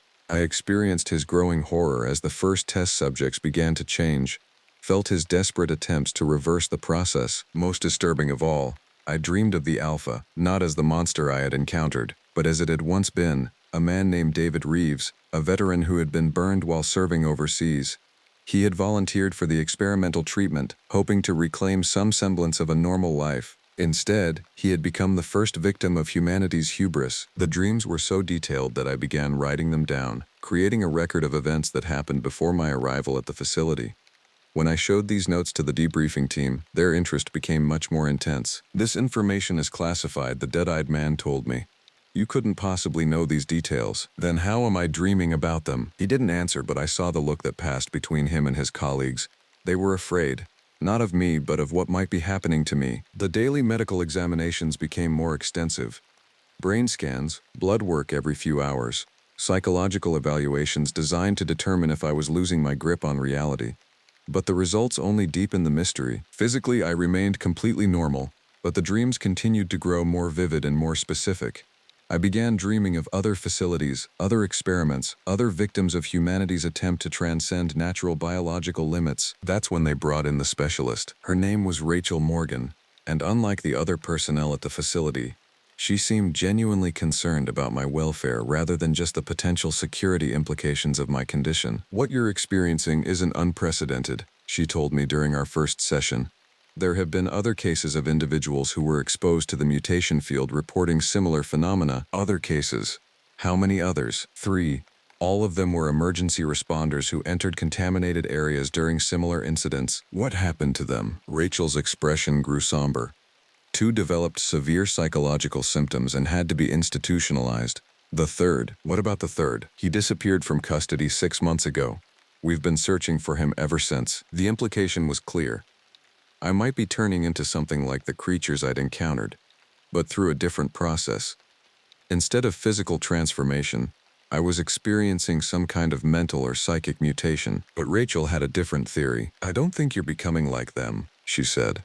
"I think they're becoming like you." "What do you mean?" "The field generators at the facility weren't just maintaining the subject's physical cohesion, they were creating a kind of quantum entanglement between their consciousness and anyone who entered the field. When Marcus and the others died, their memories and experiences didn't disappear, they were transferred to you." The concept was terrifying. If Rachel was right, then I wasn't just remembering the victim's experiences, I was actually carrying part of their consciousness within my own mind. "Is there a way to stop it?" "I don't know. But I do know that you're not the only one affected. We've detected similar phenomena at other sites where comparable experiments were conducted." "Other sites? Other facilities? Other victims?" "How many?" I asked. "We've identified at least 12 facilities across the country that were conducting similar research. Most were shut down after the Cascade incident, but some," she hesitated, "some went dark before we could reach them." The weight of what she was telling me settled on my shoulders like a lead blanket. Somewhere out there, other people were suffering through transformations similar to what I'd witnessed. And if my dreams were accurate, some of those transformations had been successful. That night, I dreamed of a facility in the Mojave Desert where researchers had learned to control the mutation process. Instead of creating monsters, they had developed a technique for enhancing human capabilities, increased strength, improved healing, resistance to radiation and toxins. But the price was the same: loss of humanity. The enhanced subjects retained their intelligence and their physical attractiveness, but something essential had been removed from their personalities. They were efficient, logical, and completely without empathy. They were planning to spread their improvements to the general population. I woke screaming. Rachel was called in immediately, and I described the dream to her in detail. Her face grew pale as I spoke. "That facility is real," she said when I finished. "We lost contact with it 3 weeks ago. Then we have to stop them." "We? You're not trained for this kind of operation, and your psychological state—" "My psychological state is the only advantage we have," I interrupted. "If I'm really connected to the consciousness of the victims, then I might be able to predict what the enhanced subjects will do." Rachel looked at me for a long time, clearly wrestling with the decision. "There's something else you need to know," she finally said. "The third responder I mentioned, the one who disappeared? We think he's been systematically hunting down and destroying the remaining facilities." "Destroying them how?" "The same way Marcus did, from the inside, using the fail-safe mechanisms built into the field generators. But unlike Marcus, this individual has been surviving the process. We think he's developing some kind of immunity to the radiation, or he's being protected by the consciousness of the victims." Rachel nodded grimly. "That's what we're afraid of. If he's carrying the memories and experiences of dozens of mutation victims, he might be losing his own identity in the process, becoming something that's no longer entirely human but isn't mutated in the traditional sense. A ghost, more like a vessel. A living repository for everyone who died in these experiments." I understood now why they were so interested in my case. I might be developing the same condition as their missing responder.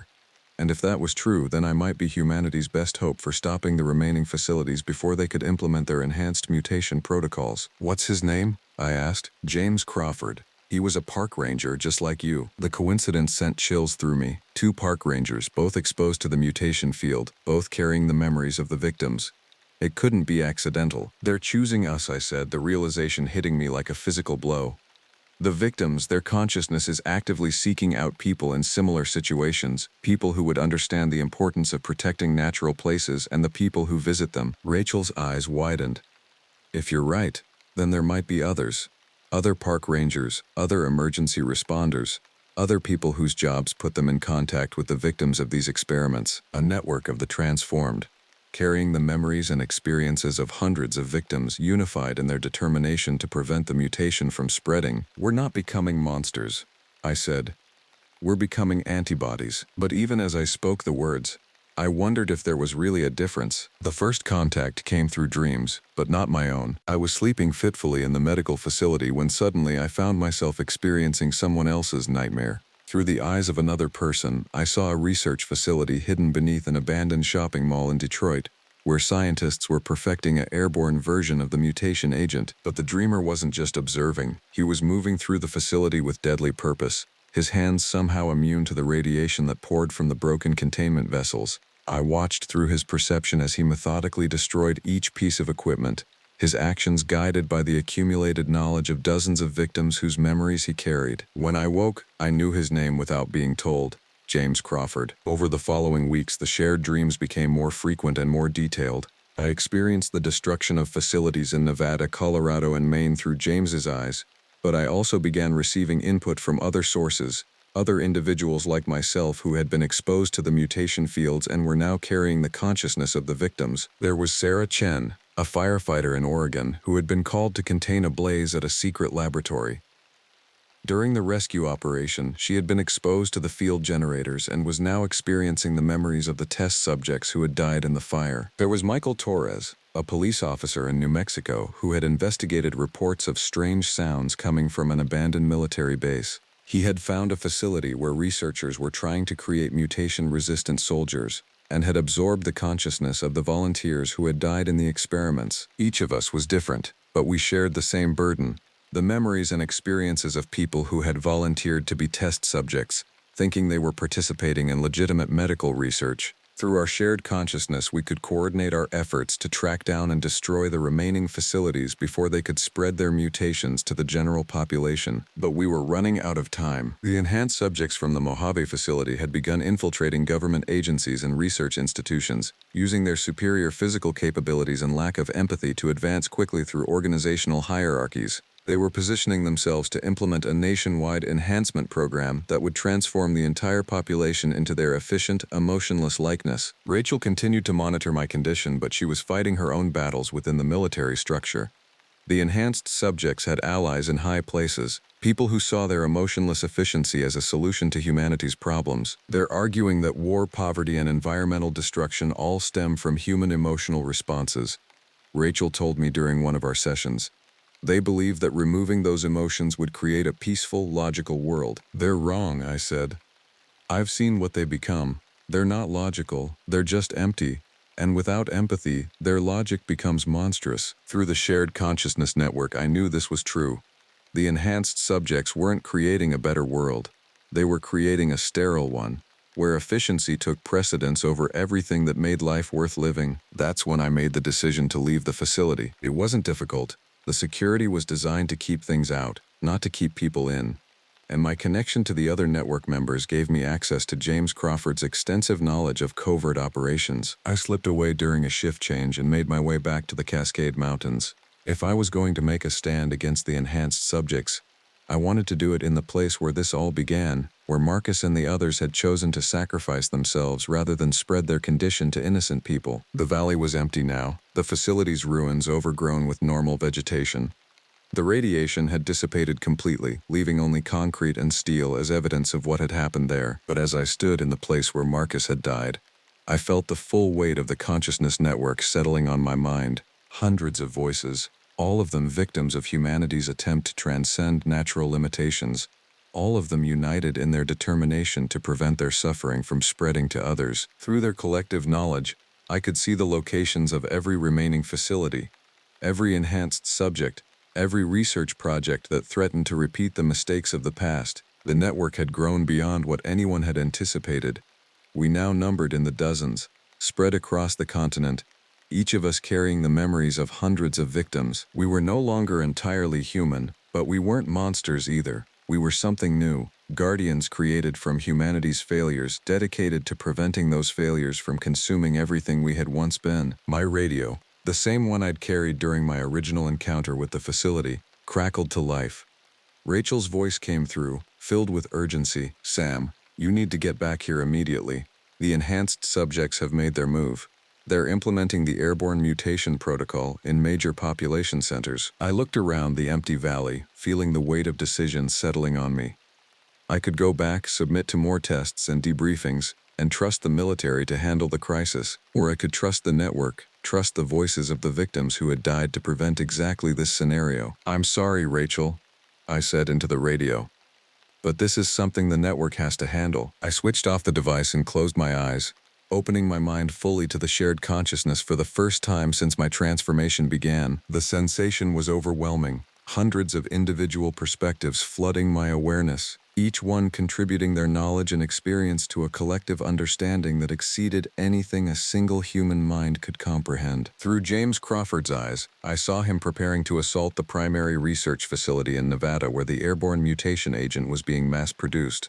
Through Sarah Chen's perception, I experienced her coordinating with local emergency services to evacuate areas that would be affected by the enhanced subjects' planned dispersal events. Through Michael Torres's awareness, I felt him working to identify and neutralize the enhanced subjects who had infiltrated government agencies. But I also sensed something else in the network, a growing presence that didn't belong to any living person. The consciousness of Marcus Chen and the other original victims had somehow survived in the quantum field that connected us all. They were guiding our efforts, sharing their knowledge of the mutation process and its weaknesses. "Thank you," Marcus's voice whispered through the network, "for remembering that we were human." Through the collective awareness, I could see the battle lines being drawn. The enhanced subjects had succeeded in implementing their protocol in 3 major cities, but the network was already responding. We moved with perfect coordination, each member acting on information provided by the others, our efforts guided by the sacrifice of those who had died to prevent this very scenario. The war for humanity's future would be fought not between armies or governments, but between 2 visions of what humanity could become. The enhanced subject's efficient, emotionless perfection, and the network's dedication to preserving the messy, irrational, beautiful complexity of human nature. As I felt the first changes beginning in my own body, not mutation, but transformation into something that could stand against the enhanced subjects, I made peace with what I was becoming. I would no longer be entirely human, but I would carry the best of humanity within me, the compassion that drove Marcus to sacrifice himself, the dedication that motivated James Crawford to hunt down the remaining facilities, the determination that kept the network fighting despite impossible odds. In the end, perhaps that was what humanity had always been. Not perfect, not efficient, but willing to sacrifice for others, to choose suffering over comfort if it meant protecting the innocent. The sun set over the Cascade Mountains, painting the sky in shades of red and gold that no enhanced subject would ever truly appreciate. Through the network, I felt my fellow guardians taking their positions across the continent, preparing for a battle that would determine whether humanity's future would be defined by cold logic or warm compassion. We were ready. The voices of the dead whispered their encouragement as I opened my eyes, no longer entirely myself, but carrying within me the essence of everyone who had died to make this moment possible. Tomorrow the real fight would begin. But tonight, in this valley where it all started, I remembered Marcus Chen's final words. We chose to be human one last time, and I knew that whatever I was becoming, whatever the network was becoming, we would carry that choice forward into whatever came next. The transformation was complete, but the story was just beginning. The thing they don't tell you about wilderness is how it breathes, how the forest inhales your presence and holds it, examining you like a foreign object before deciding whether to accept or reject you. After 5 years as a ranger at Shadow Ridge National Forest, I'd learned to recognize that sensation, the weight of being watched by something ancient and indifferent. My station sat on the northwestern boundary, 30 miles from the nearest town and accessible only by a single gravel road that became impassable after heavy rains. The isolation suited me. After 2 tours in Afghanistan, the quiet of the forest was a balm I desperately needed. "Sierra Station, this is dispatch. Do you copy?" The radio crackled, breaking the morning stillness of my small command center. "Sierra Station, copy. Go ahead, dispatch." I set down my coffee, already knowing what was coming. "We've got hikers missing from Trailhead 16. Family of 3, expected check-in was yesterday at 1800 hours. Last known position was heading toward Blackwater Ridge." I glanced at my topographic map. Blackwater Ridge was notoriously treacherous. Steep ravines, dense undergrowth, and frequent fog banks that could disorient even experienced hikers. But it was also where we'd been finding the tracks. "Copy that. I'll gear up and head out. Any details on the family? Parents in their 40s. Daughter is 12. They have overnight gear but limited wilderness experience. Understood. I'll radio when I reach Trailhead 16. As I prepared my pack, I thought about the unusual incident reports that had been crossing my desk for the past 3 months. Campers reporting strange vocalizations at night, not wolf or coyote, but something that seemed to mimic human speech patterns. Hikers finding their equipment disturbed while they slept. And the tracks, huge humanoid prints that our wildlife biologist reluctantly admitted didn't match any known species. The senior rangers avoided talking about it.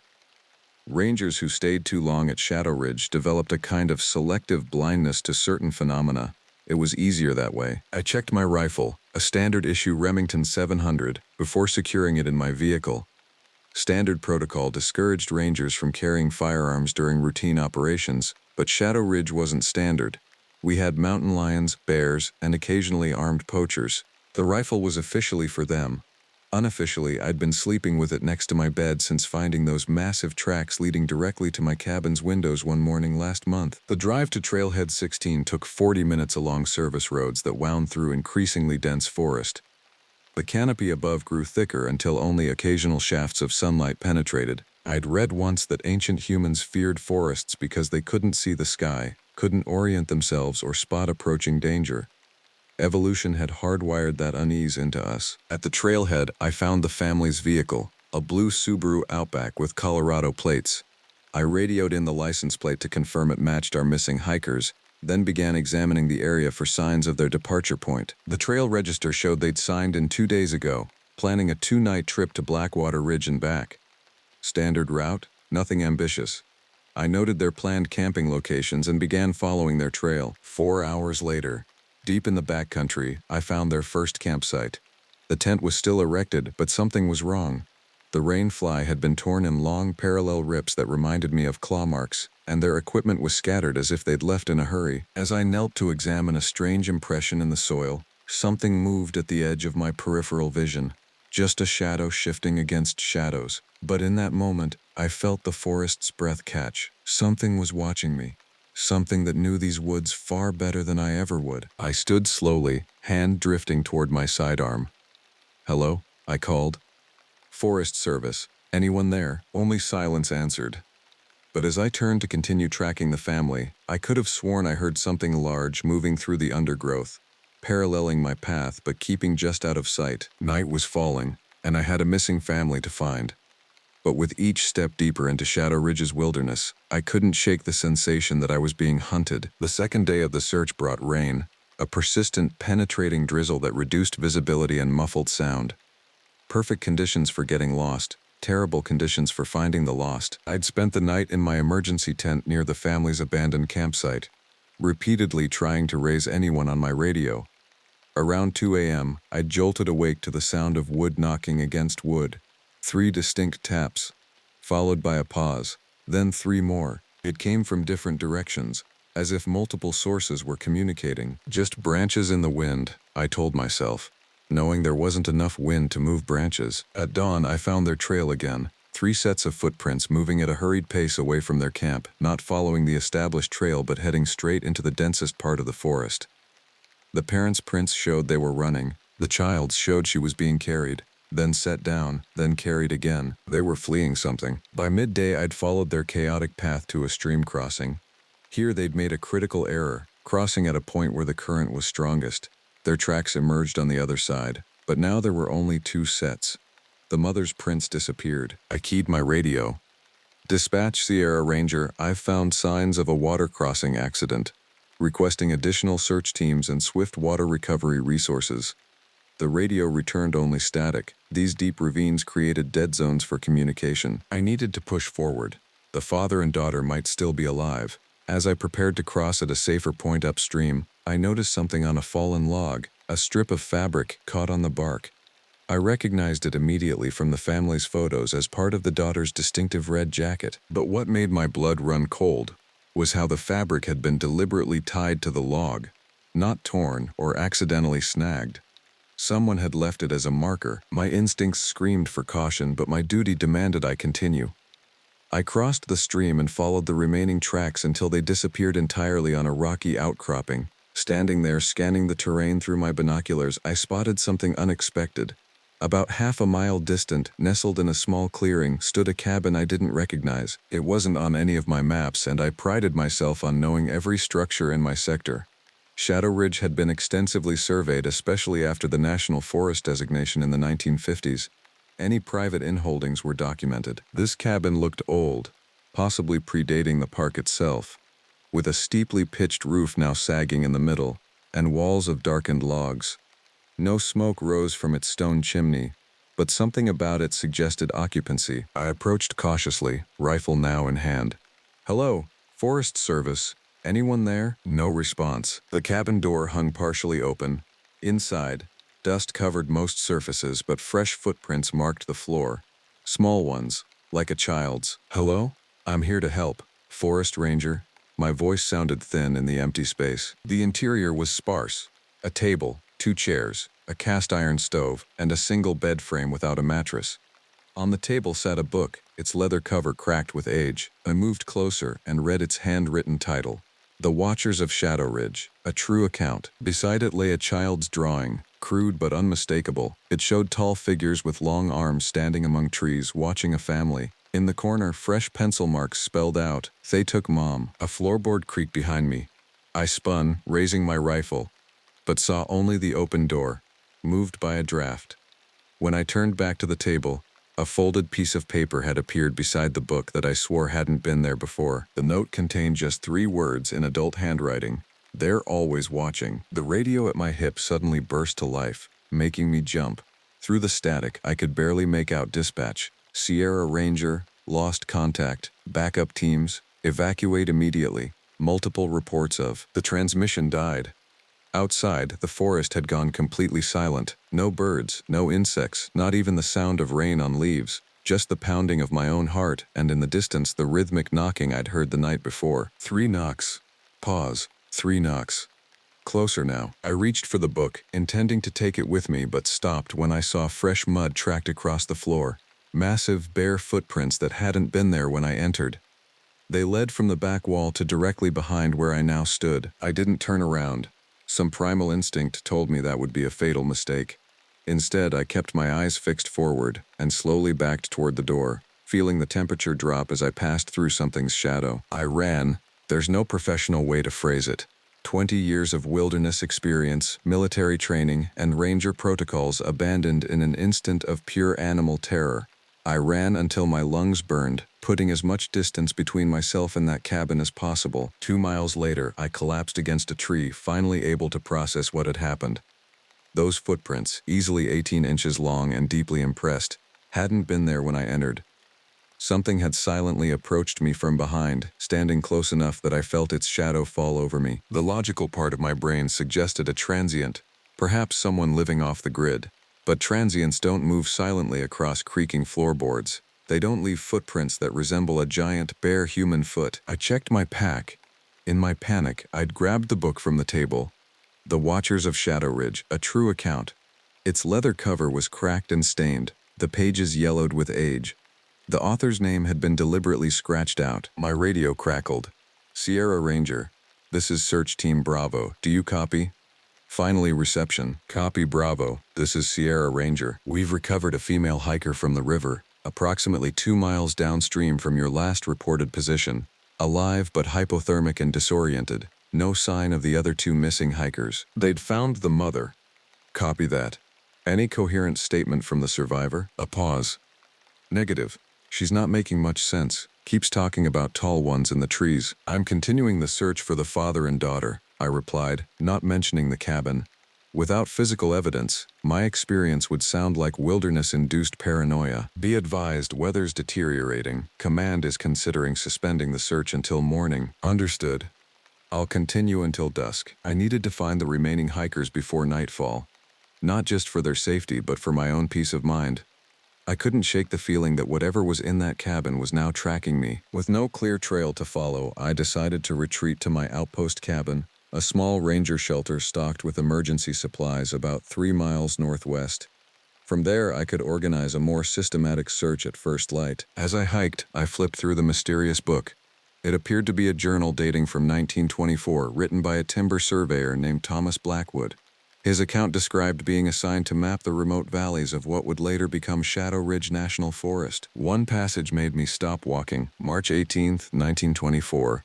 For 3 nights now we have heard the knocking sounds. 3 distinct knocks followed by silence, then repeated. The men attribute it to woodpeckers or falling branches, but I know better. Something is communicating. Today I found tracks unlike anything I've seen, like a man's foot but massive and with unusual distribution of weight. When I showed the others, they laughed, suggesting a bear walking on hind legs. But bears don't walk 8 miles on hind legs, nor do they arrange broken saplings in patterns that resemble written language. The native guides refuse to enter the northern valley, calling it the place of watchers. They speak of tall beings that have existed since before the mountains rose, guardians of boundaries between worlds. They believe these creatures don't harm those who respect their territory, but anyone who intrudes too deeply is never seen again. I dismissed such tales as superstition until yesterday, when I observed through my field glasses what appeared to be an extremely tall, hair-covered figure standing perfectly still among distant trees, watching our camp. When I alerted my companions, it stepped behind a trunk and seemed to vanish despite its massive size. The final entry was dated 2 weeks later, April 2nd, 1924. They've taken Phillips and Rogers. The knocking surrounded our camp last night. Dozens of sources, perfectly synchronized. By morning, 2 tents were empty, with drag marks leading into the forest. The remaining men are fleeing today. I alone will stay. They've been watching me specifically. I sense they're curious rather than hostile. I've left signs I wish to communicate. I understand now why the natives leave offerings at the boundaries. Not out of superstition, but acknowledgement. These forests have never belonged to us. We are tolerated guests, nothing more. Something approaches my tent now, larger than I imagined possible. I hear breathing unlike any creature known to. The entry ended mid-sentence. The remaining pages were blank except for the final page, which contained a crude map with a single location marked, the exact coordinates of the cabin I'd just fled. As darkness fell, I reached my outpost cabin and secured the door. I built a fire in the small stove and placed the journal on the table, trying to make sense of its contents. The similarities to current events were too precise to be coincidence. 100 years ago, Thomas Blackwood had encountered something in these forests, the same something that had taken the missing father and daughter, the same something that had stood behind me in that abandoned cabin. Outside, the forest fell unnaturally silent. Then came the sound, 3 distinct knocks on the cabin wall. Pause. 3 more knocks from the opposite wall. They had found me. Dawn arrived after the longest night of my career. The knocking had continued intermittently until about 3 a.m., coming from different points around the cabin, sometimes so close that the walls vibrated, sometimes distant enough to suggest multiple sources communicating with each other. I'd maintained a vigil by the window, rifle ready, watching shadows move among the trees.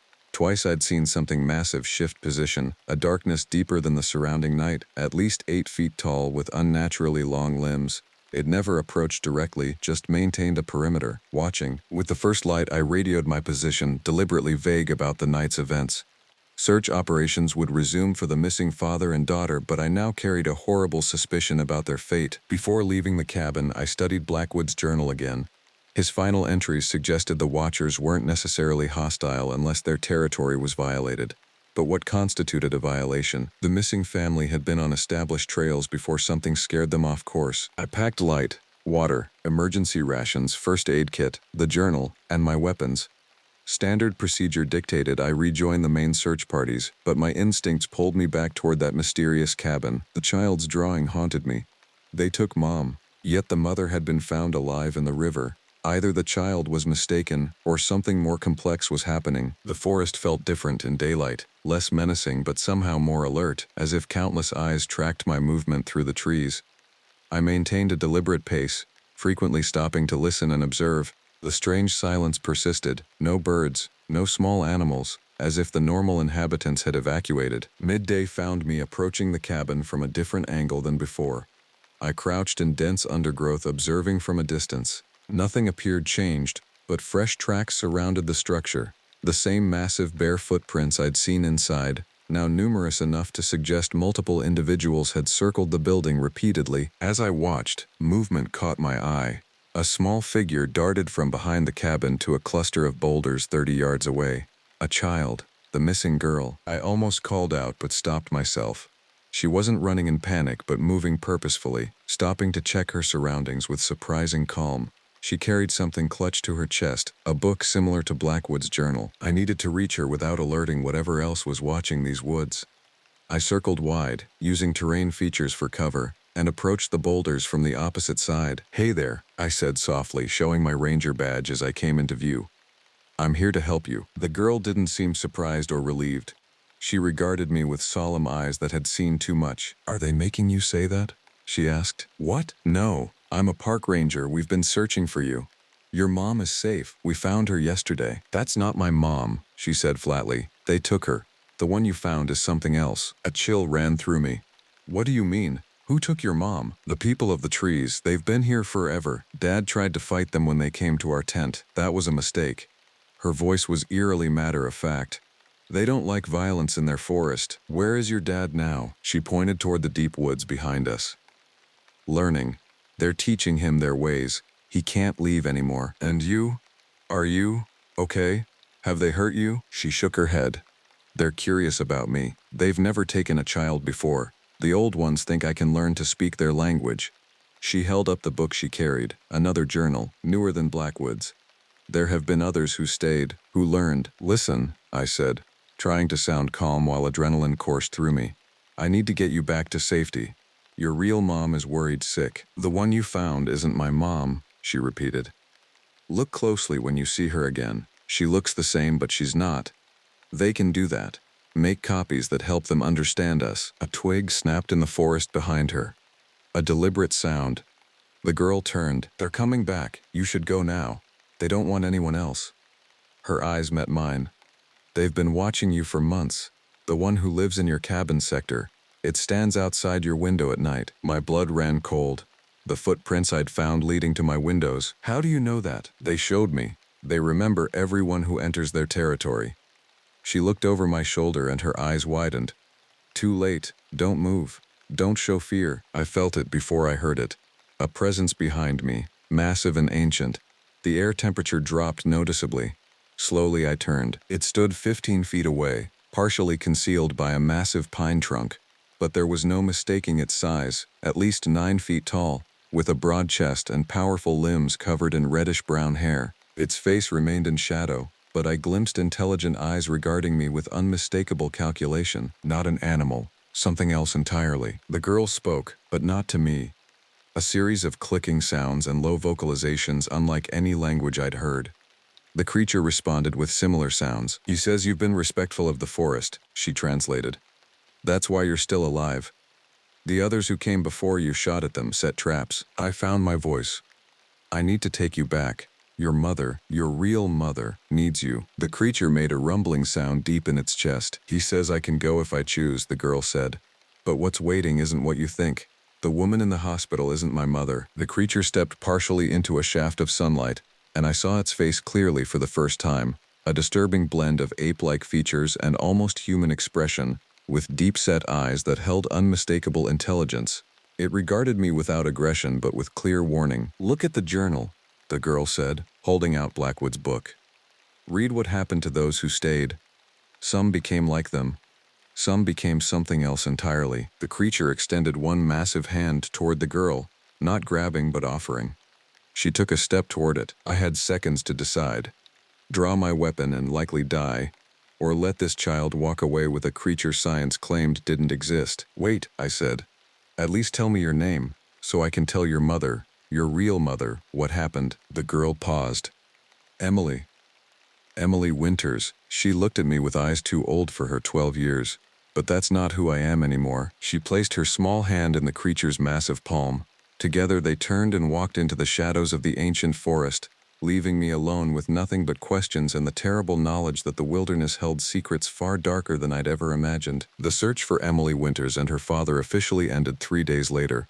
The official report cited treacherous terrain, a flash flood, and the statistical improbability of survival after 96 hours in wilderness conditions. What it didn't mention was my encounter or the creature I'd seen escorting a young girl deeper into Shadow Ridge's uncharted valleys. I'd reported finding an abandoned cabin and signs of the girl but omitted the details that would have ended my career. Even so, my supervisor regarded me with suspicion when I turned in my field notes. "You're sure that's everything, Jensen?" he asked, studying my face. "Yes, sir. Everything relevant to the search operation." He nodded slowly. "You know, in my 30 years here, I've had 6 Rangers request transfers after working the northern boundary. 3 others simply walked off the job without explanation." "I'm fine, sir. Just disappointed we couldn't find them." "The mother's recovering well," he said, watching my reaction. "Strange case, though. Hospital says her blood work shows unusual markers, and she has no memory of anything after setting up camp that first night." Emily's words echoed in my mind. "That's not my mom. The one you found is something else." "Trauma can cause memory loss," I offered. "True, but trauma doesn't usually change blood type." He closed my report folder. "Get some rest, Jensen. You look like you've seen a ghost." That night I couldn't sleep. I sat on my cabin's porch, rifle across my lap, staring into the darkness beyond my small circle of lantern light. Blackwood's journal lay open beside me, its yellowed pages containing accounts of other encounters dating back a century.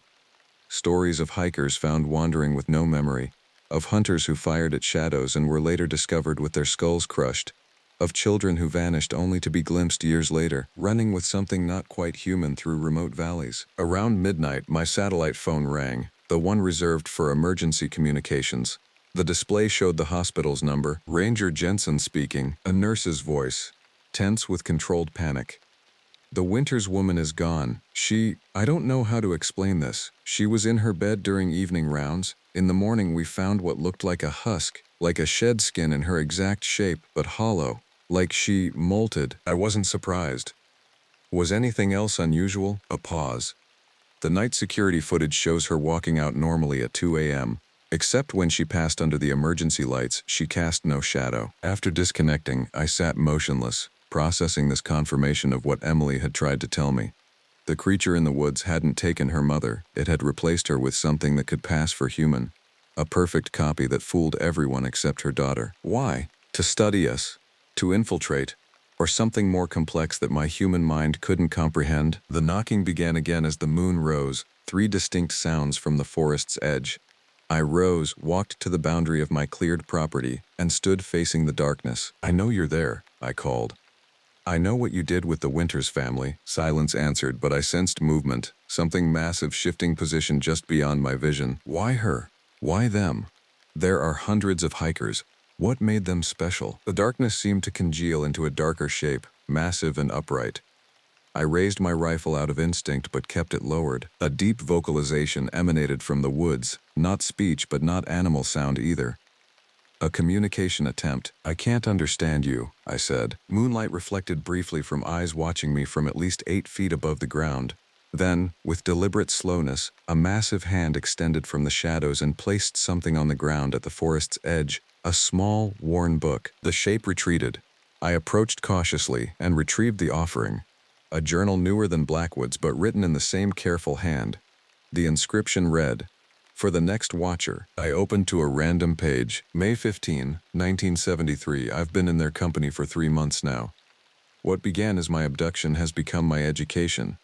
They are not one species but many, variations that evolved in isolated valleys across millennia. Some remain primitive, but the elder tribes possess intelligence that rivals or exceeds our own. They've existed alongside humanity since before recorded history, retreating deeper into shrinking wilderness with each passing century. They permit our presence because they must, but they maintain boundaries through fear and selective culling. The forest rangers are of particular interest to them. They see the rangers as fellow sentinels, territory guardians worthy of study. They've been watching Ranger Campbell for months, debating whether to initiate contact or eliminate him as they did his predecessor. My predecessor had disappeared while investigating reports of unusual tracks 2 years before I took this posting. His body was never found. I looked up from the journal to find the creature had returned, standing at the forest's edge. In the moonlight I could see it clearly, 9 feet tall, broad-shouldered, covered in reddish-brown hair except for its face, which showed disturbingly human-like features despite its massive brow and wide jaw. It raised one hand, in what might have been greeting or warning, then deliberately turned and walked into the forest, pausing once to look back, as if inviting me to follow. I stood frozen at the boundary between my world and theirs, understanding flowing through me with terrible clarity. I wasn't being hunted, I was being recruited. 6 months have passed since my encounter with the creature Emily Winters called the People of the Trees. 6 months of sleepless nights, of jumping at shadows, of questioning my sanity while knowing with absolute certainty what I witnessed. I've read both journals dozens of times, comparing Blackwood's century-old accounts with the more recent observations from the 1970s. The similarities are too precise to dismiss, the details too consistent to be fabrication or folklore. The Winters case was officially closed. The father and daughter are listed as presumed deceased. The mother's disappearance from the hospital attributed to post-traumatic confusion, a distraught woman wandering away, likely to have taken her own life though her body was never recovered. I know different. I know Emily still moves through the deep valleys with her new family.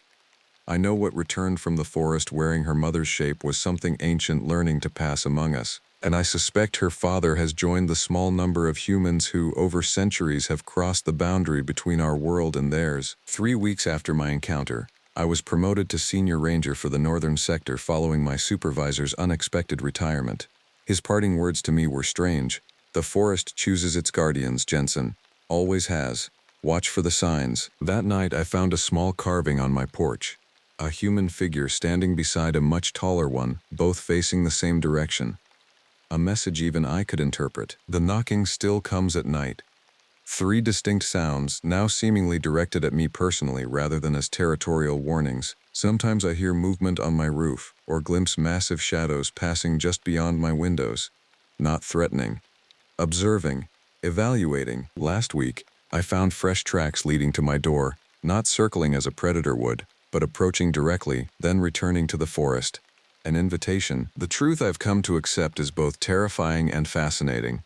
Shadow Ridge isn't just wilderness. It's a boundary between known and unknown, between the world of humanity and something far older. The creatures, I no longer think of them as animals or monsters, are its guardians, and they've been assessing me just as they assessed rangers before me. Some they frightened away, others they eliminated. A rare few they invited to understand. What happened to the Winters family wasn't random. They were chosen because they entered a part of the forest the creatures consider sacred.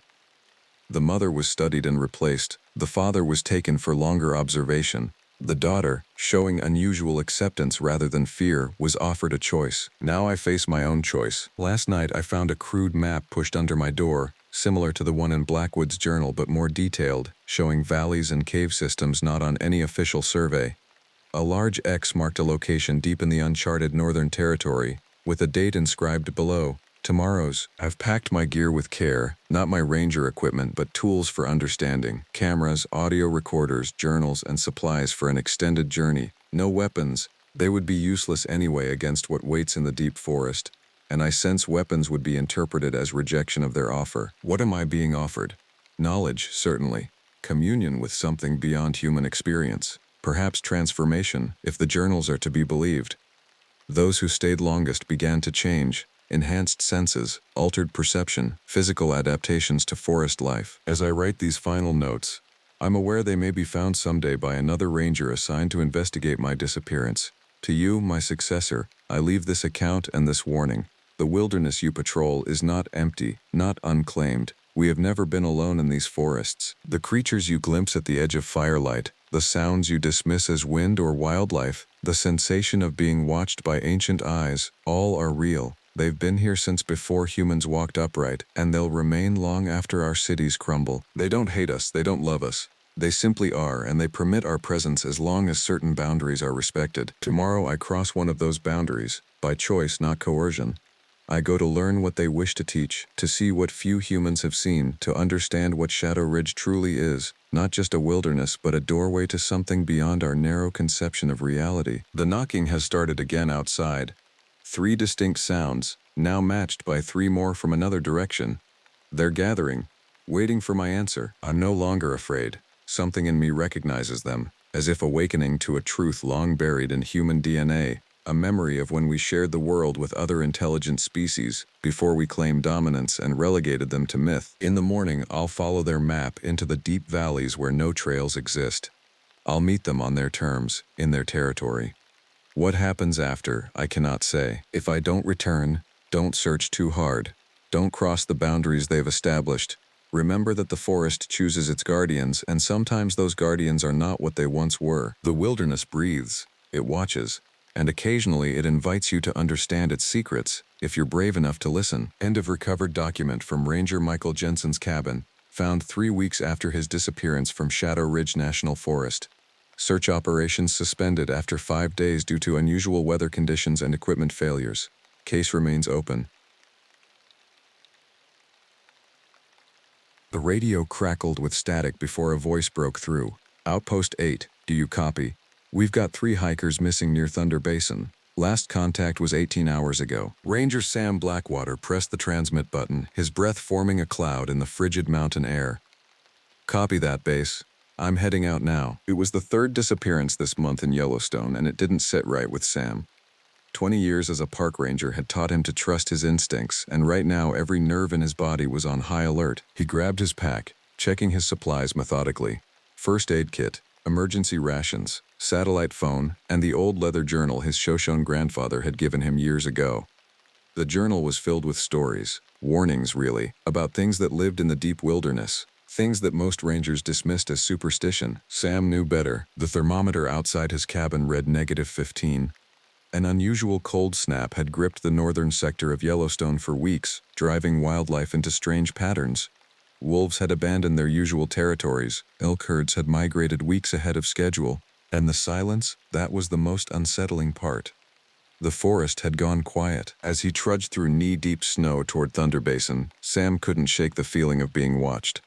It began as a prickling sensation between his shoulder blades, then grew into a certainty that eyes were tracking his every move from within the dense pines. At the last known coordinates of the missing hikers, he found a campsite in disarray. A tent had been torn open from the inside, sleeping bags still inside but ripped to shreds.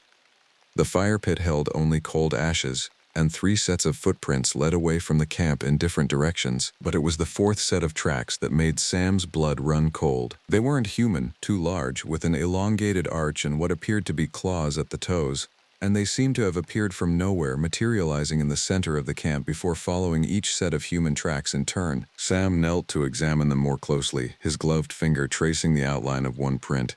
It matched exactly the sketches in his grandfather's journal, the mark of the Wendigo. Dr. Maya Chen adjusted her new ranger hat in the rearview mirror before stepping out into the biting cold.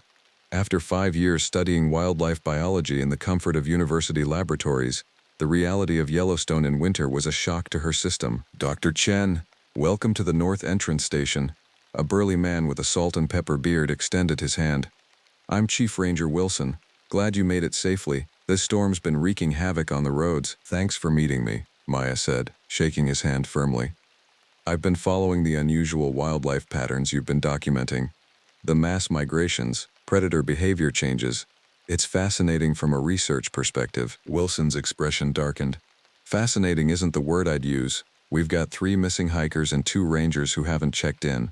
One of them, Sam Blackwater, is our most experienced backcountry guide. I read the briefs, Maya nodded.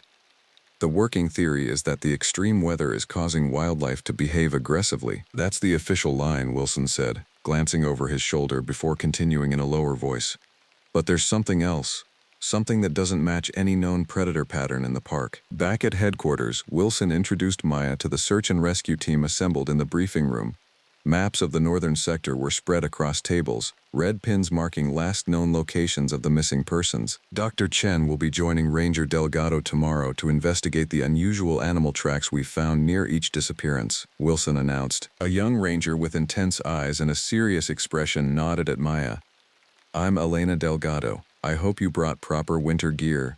Where we're going, exposure can kill you in hours. I came prepared, Maya assured her, though the look Delgado gave her city-bought gear suggested otherwise. After the briefing, Maya unpacked in her temporary quarters, hanging up her PhD diploma almost as an afterthought. 5 years studying predator behavior patterns, and nothing in her research had prepared her for what Wilson had shown her. Photographs of tracks that defied classification, tissue samples with unexplainable properties, and audio recordings that made the hairs on her neck stand up. One image in particular haunted her.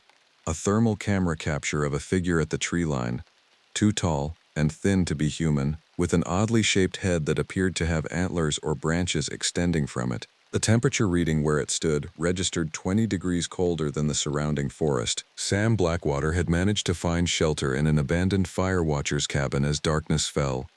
The temperature had dropped to -30, and the wind carved through the mountains like a knife. He barricaded the door with furniture and built a small fire in the wood stove, then spread the contents of his pack on the dusty table. By firelight, he opened his grandfather's journal to the pages about the Wendigo. Born of winter and hunger, the spidery handwriting read, "The Wendigo is not a creature of flesh alone, but of spirit. It embodies starvation and the desperate acts it drives humans to commit. Once a person has tasted human flesh in the deep winter, the transformation begins." Accompanying the text were intricate drawings, a gaunt, skeletal figure with elongated limbs and an antlered head. Notes in the margins detailed encounters dating back to the 1800s. One passage caught Sam's attention. "The Wendigo cannot be killed by conventional means, for it is hunger incarnate.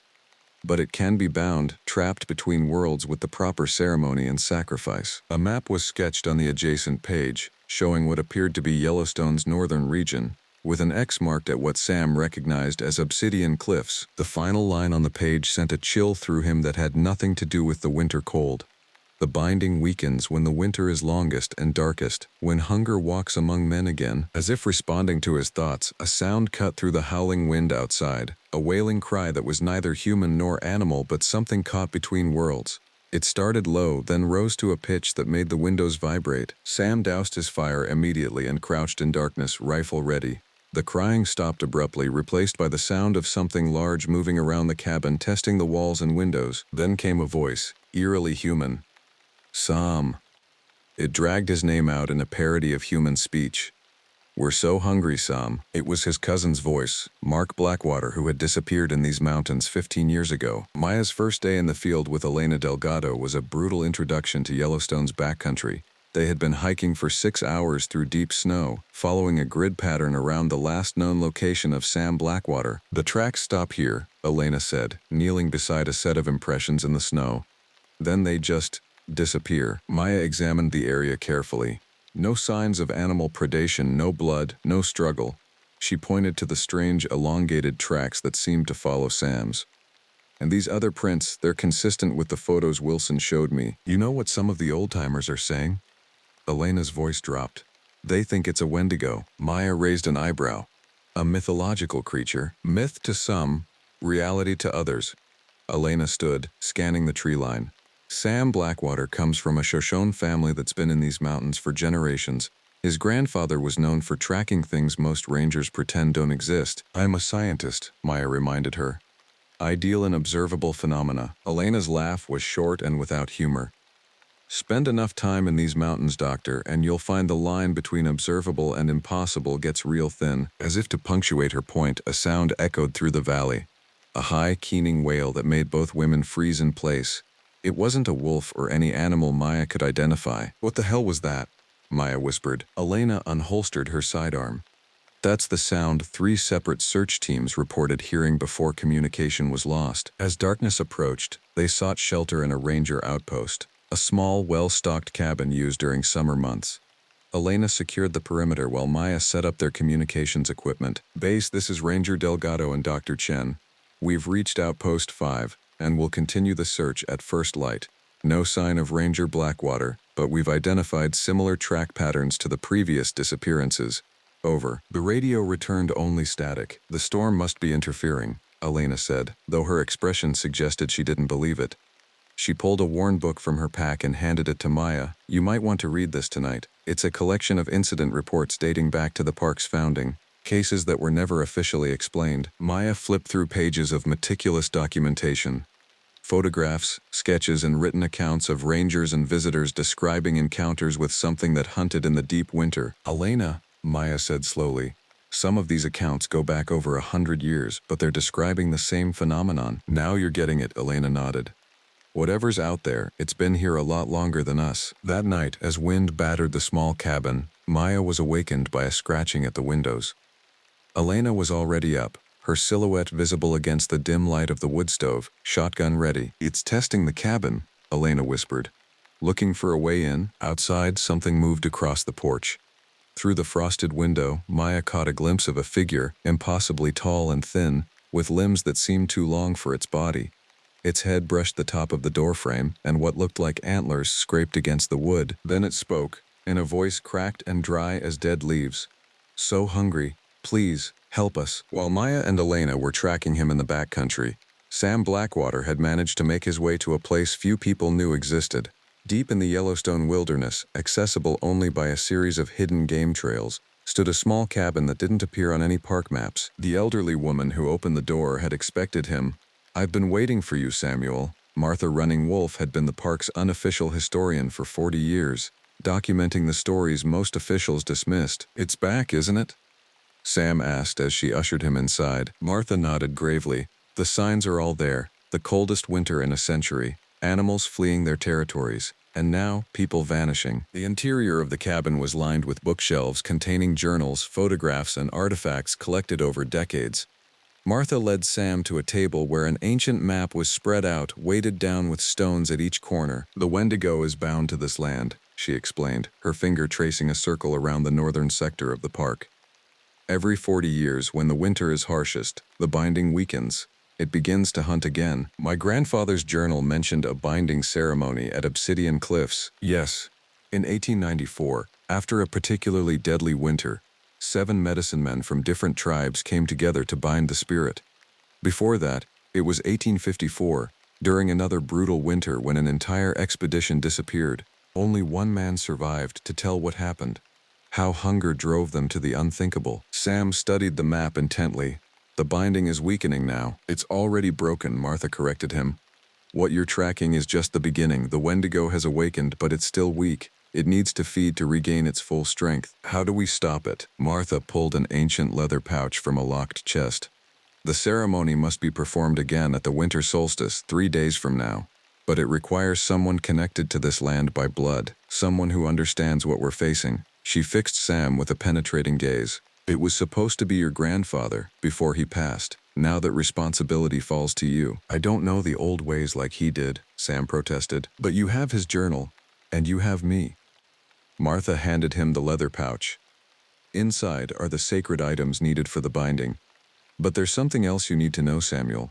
The binding requires a sacrifice." "What kind of sacrifice?" "The Wendigo is a spirit of hunger and consumption.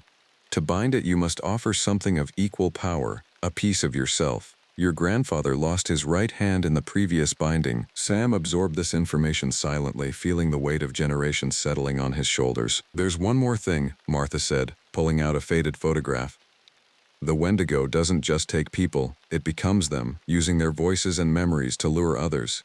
Trust no one in these mountains, Samuel, not until this is over." Chief Ranger Wilson had organized the largest search party in Yellowstone's recent history. 20 experienced rangers were combing the northern sector, coordinated from a mobile command center established at Mammoth Hot Springs. "Still no contact with Delgado and Dr. Chen," a communications officer reported. "They missed their scheduled check-in 3 hours ago." Wilson rubbed his tired eyes. 6 people missing now, including his most experienced ranger and a renowned wildlife biologist. The official story, the one he'd given to the press, was that extreme weather conditions had stranded the search teams. The truth was far worse. His satellite phone buzzed. "Wilson here. Sir, it's Ranger Cooper at the north entrance. We've got a situation. One of the missing hikers just walked out of the forest." "Which one?" Wilson asked, already heading for his vehicle. "James Mercer, sir. But there's something wrong with him. Medics are treating him for exposure, but he's not right." 30 minutes later, Wilson stood outside the medical center, watching through the window as doctors examined the survivor. James Mercer was severely emaciated, his skin stretched tight over his bones, his eyes sunken and wild. He hadn't spoken since emerging from the forest, and he refused all food. "His core temperature is still dangerously low," the doctor reported. "We can't seem to warm him up, and there's something else. His skeletal structure shows evidence of recent deformation. The X-rays show elongation in his limbs and digits it's physiologically impossible." "Is he contagious?" Wilson asked, remembering the passages from the old journals Martha Running Wolf had shown him years ago. "We don't know what we're dealing with," the doctor admitted. "We've instituted quarantine protocols as a precaution." That night, a nurse making rounds found James Mercer's room empty, the restraints torn apart. The window was open, the frame splintered outward as if something had burst through it. On the floor lay the shredded remains of his hospital gown, and a trail of strange, elongated footprints led from the window into the surrounding forest. By morning, 3 staff members from the medical center had disappeared. Maya and Elena had spent a terrifying night in the outpost cabin, listening to the creature circle their shelter, speaking in the voices of people they knew. By dawn it had vanished, leaving behind only those strange tracks in the fresh snow. "We need to reach base camp," Elena insisted, checking her weapon. "Whatever's happening, we can't face it alone." Maya was poring over the collection of incident reports. "Elena, look at this." She pointed to a map where previous disappearances had been marked over the decades. They form a pattern, concentric circles around obsidian cliffs, and they all occur in 40-year cycles. So what's at Obsidian Cliffs? According to these notes, it's a place of power. Several Native American tribes considered it sacred ground. Their radio suddenly crackled to life. "Elena? Maya, can you hear me?" It was Sam Blackwater's voice. Elena grabbed the handset. "Sam, where are you? We've been searching for days. I'm at Obsidian Cliffs. I know what we're dealing with and how to stop it, but I need help. The binding ceremony requires at least 3 participants." "The binding?" Maya questioned. "I'll explain everything when you get here, but you need to hurry. The solstice is tomorrow, and that's our only chance." Elena looked at Maya. "It could be a trap. That thing was imitating voices last night. But if it's really Sam, and he knows how to stop this..." Maya let the implication hang in the air. They gathered their equipment and set out toward Obsidian Cliffs, following the map in the incident reports. The journey was treacherous. Steep terrain covered in ice and snow, with temperatures hovering around -20. As they approached the cliffs, the forest grew eerily silent. No birds, no wind, just the sound of their own labored breathing and the crunch of snow beneath their boots. "There," Elena pointed to a column of smoke rising from a clearing ahead. In the shadow of the towering obsidian formation, they found Sam Blackwater tending a small fire.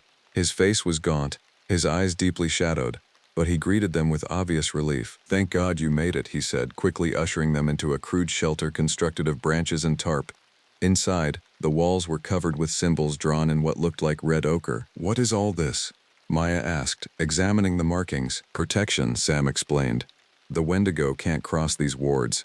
He pulled out his grandfather's journal and Martha's leather pouch. "I have everything we need for the binding ceremony, but it has to be performed at midnight on the solstice, when the night is longest and the Wendigo is at the height of its power." "Sam, I'm a scientist," Maya began, but he cut her off. "And I was a skeptic too, until I saw what this thing can do. It's not just killing people, Dr. Chen. It's transforming them. The hikers, the missing rangers, it's turning them into extensions of itself." Elena had been unusually quiet, standing near the entrance to the shelter. "How do we know you're really Sam Blackwater?" she asked suddenly, her hand resting on her sidearm. Sam met her gaze steadily. "You don't. That's the nature of the Wendigo. It sows doubt, but I can prove it." He rolled up his sleeve to reveal a distinctive scar on his forearm. "I got this saving your brother from that grizzly 3 summers ago, Elena. The Wendigo can take my voice, but it can't replicate memories." Elena relaxed slightly. "What's the plan?" Sam spread the ancient map on the ground. "The binding requires 3 elements: blood from someone connected to this land, fire from a sacred source, and a personal sacrifice." "What kind of sacrifice?" Maya asked. "Something meaningful, something painful to give up." Sam's expression was grim. "For me, it's this." He held up his right hand. "The same sacrifice my grandfather made 40 years ago." Maya and Elena exchanged horrified glances. "There has to be another way," Maya insisted. "There isn't," Sam replied. "But your sacrifices can be different. The binding draws power from what matters most to each participant." As night fell, they prepared for the ceremony. Sam explained their roles. Elena would maintain the sacred fire. Maya would recite the binding words from his grandfather's journal, and Sam would make the final offering. At midnight, as they stood at the center of a circle of symbols drawn in the snow, the temperature plummeted. The stars seemed to dim, and a darkness deeper than night settled over the clearing. "It's coming," Sam whispered. From the surrounding forest emerged not one figure but many, emaciated, elongated forms with antlered heads, moving with unnatural speed and grace. Among them, Maya recognized faces, the missing hikers, rangers she'd seen in photographs. "Don't listen to anything they say," Sam warned. "They'll try to break the circle." The creatures began to call out in the voices of loved ones, pleading for help. Maya's concentration wavered when she heard her father's voice, dead 3 years now, calling her name. "Stay focused," Sam shouted over the cacophony of voices. Elena fed cedar and sage into the fire, which burned with an intense blue flame. Maya began reciting the words from the journal, strange syllables that felt ancient on her tongue. As the binding progressed, the creatures grew frenzied, rushing at the circle only to be repelled by the invisible barrier created by the symbols. Sam stood at the center, knife in hand, his expression resolved. In the final moment, as Maya spoke the last words of the binding, Sam brought the knife down. But instead of severing his hand, he plunged the blade into his own heart. "Samuel!" Elena screamed. "It's the only way," he gasped, blood staining the snow beneath him. "A life freely given binds it for another 40 years. As Sam collapsed, a blinding light erupted from the circle. The creatures shrieked in unified agony, their forms contorting and elongating further until they seemed to fold in on themselves, disappearing into the night. In the sudden silence that followed, Maya and Elena rushed to Sam's side, but it was too late. He had given the ultimate sacrifice. 1 year later, Maya Chen stood at the newly erected memorial for Sam Blackwater and the other victims of what official reports called the worst winter disaster in Yellowstone's history. The official story cited extreme weather conditions and wildlife attacks for the deaths and disappearances. Only a handful of people knew the truth. "Dr. Chen," a familiar voice called. Elena Delgado approached, now wearing the badge of Chief Ranger following Wilson's retirement. "Glad you could make it for the ceremony." "I wouldn't miss it," Maya replied. After the events at Obsidian Cliffs, she had abandoned her university position to accept a permanent role as Yellowstone's head wildlife biologist. "How are the new warning systems working?" "So far, so good. We've got monitoring stations set up around the northern sector, tracking temperature anomalies and wildlife patterns." Elena lowered her voice. "And Martha Running Wolf has trained 7 of us in the old ways just in case." They stood in silence for a moment, honoring the sacrifice that had saved countless lives. 40 years, Maya said finally. "That's how long the binding will hold?" Elena nodded. "We'll be ready when the time comes. That's why we're here, to remember, to watch, and to protect." As they turned to leave, Maya cast one final glance at the memorial stone. Carved into its base, visible only to those who knew to look for it, was a small symbol. The same one Sam had drawn in the snow on that fateful night, a reminder that some threats never truly vanish, they only sleep. And in the deepest wilderness of Yellowstone, where few humans ever venture, the land remembers, the ancient spirits wait, and winter always returns. The screaming started at 3:47 a.m., cutting through the February blizzard like a rusty blade through flesh. You jolted upright in your narrow bunk, heart hammering against your ribs as the sound echoed off the walls of Cascade Ridge Station. 14 years as a park ranger in Washington's Olympic National Forest had taught you to distinguish between the cries of animals in distress, the groans of wind-stressed timber, and the occasional lost hiker's call for help. This was none of those things. This was something trying very hard to sound human. The emergency radio crackled to life on your nightstand, static washing over Sarah Winter's voice from the main ranger station 40 miles south. "Cascade Ridge, this is Olympic Base. We're getting reports of distressed calls in your sector. Can you confirm?" You fumbled for the handset, your breath forming clouds in the frigid air. The station's heating system had been struggling against the unprecedented cold snap that had locked the mountains in its grip for the past week. "Olympic Base, this is Cascade Ridge. I heard it too. Single source, duration maybe 15 seconds. Sounded like it came from the northeast quadrant. Copy that. Be advised we've had 3 missing persons reports in the last 48 hours. All experienced hikers who should have known better than to be out in this weather. Local SIR is grounded until the storm passes." The screaming came again, longer this time, with a quality that made your skin crawl. It rose and fell in a rhythm that almost resembled speech, but the words, if they were words, belonged to no language you'd ever heard. "Olympic Base, that's not a person in distress," you said, surprising yourself with how steady your voice sounded. "I'm going to investigate." Negative, Cascade Ridge. Visibility is near 0, temperatures dropping to -20. You know protocol. Protocol. You'd written half the emergency procedures for isolated stations like this one.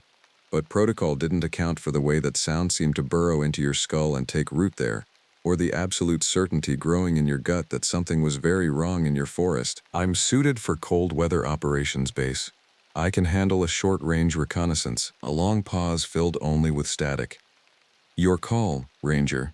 But you check in every 15 minutes, understood? Understood. You'd been stationed at Cascade Ridge for 3 winters now, ever since the divorce finalized and you'd requested the most isolated posting available. The station was essentially a glorified cabin, built to house a single ranger during the months when deep snow made the mountain roads impassable. Most rangers considered it a punishment assignment. For you, it had become a sanctuary. The isolation suited you.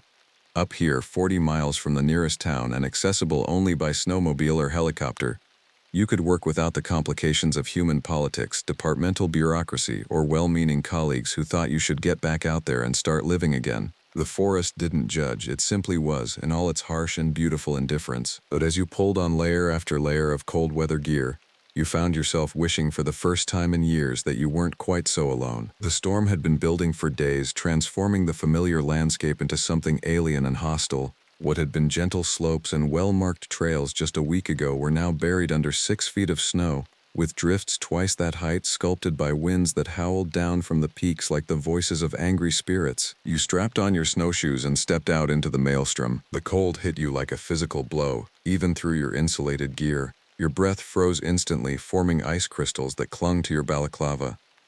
The beam of your heavy-duty flashlight penetrated maybe 10 feet before being swallowed by the swirling wall of snow. Following the sound would be nearly impossible under these conditions, but you had advantages that most people didn't.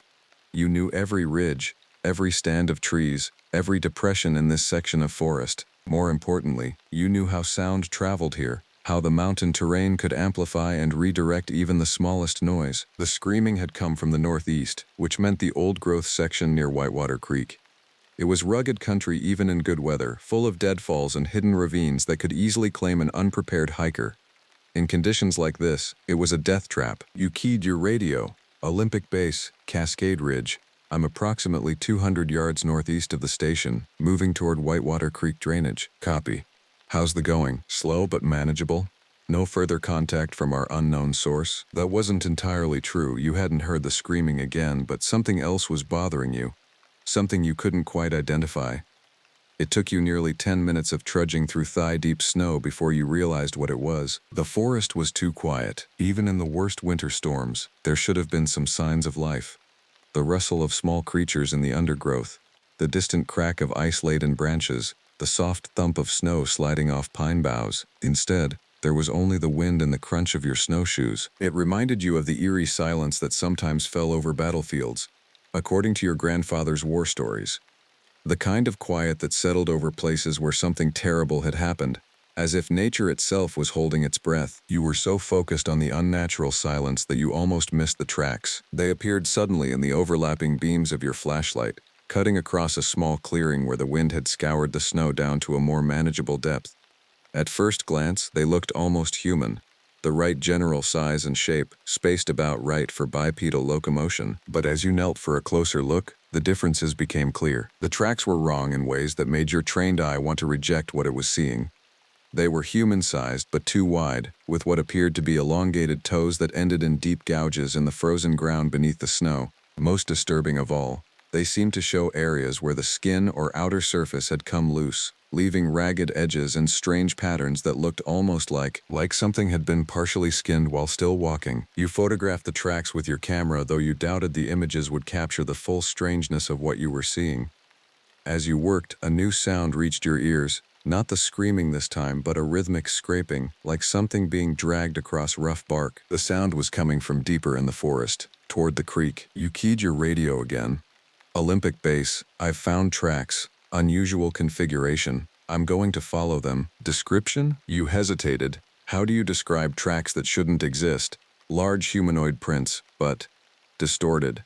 Possible injured hiker, though the gait pattern is unusual. Copy. Exercise extreme caution. The tracks led you down a steep slope toward the frozen creek bed, winding between massive Douglas firs that rose like cathedral columns into the storm-darkened sky.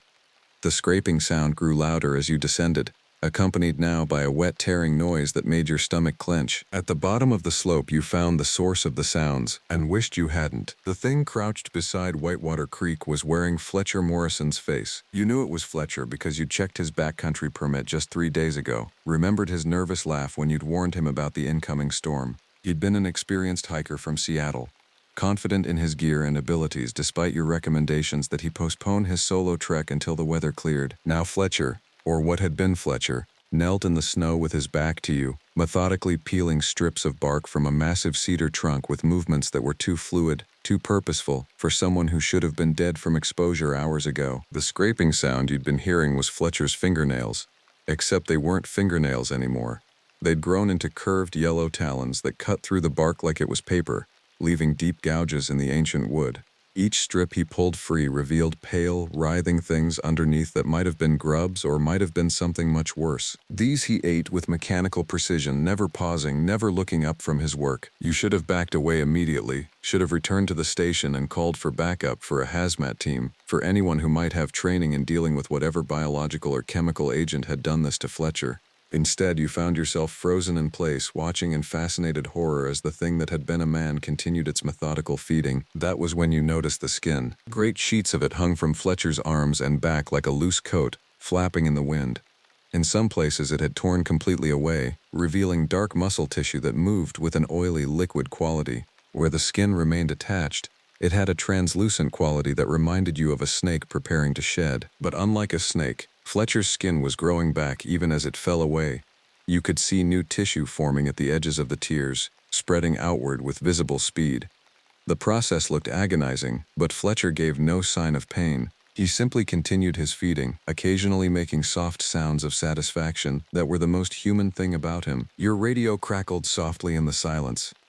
Cascade Ridge, this is Olympic Base, status report. The sound made Fletcher's head twitch slightly. Not turn. Just a small, bird-like jerk to one side, as if he was listening to something very far away. You held your breath, not daring to respond to the radio call. After a moment, Fletcher resumed his feeding, but now you could see his profile, and what you saw made your knees weak. His face was coming off, not all at once like a mask being removed, but in long strips that peeled away from the skull beneath. New skin was forming underneath, but it wasn't quite right. The features were subtly wrong, as if someone with only a vague understanding of human anatomy was trying to reconstruct Fletcher from memory. The eyes were the worst part. They'd grown larger and developed a reflective quality that made them shine like an animal's in the beam of your flashlight. When Fletcher blinked, which he did with disturbing frequency, the sound was wet and sticky, like adhesive tape being pulled apart. Cascade Ridge, please respond, came Sarah's voice again, more insistent this time. Fletcher's head turned toward you with the smooth, continuous motion of a security camera following a target. The face that looked back at you was recognizably Fletcher's, but wrong in every detail. The mouth was too wide, stretching nearly to the ears. The nose had flattened against the skull, leaving only dark holes for breathing.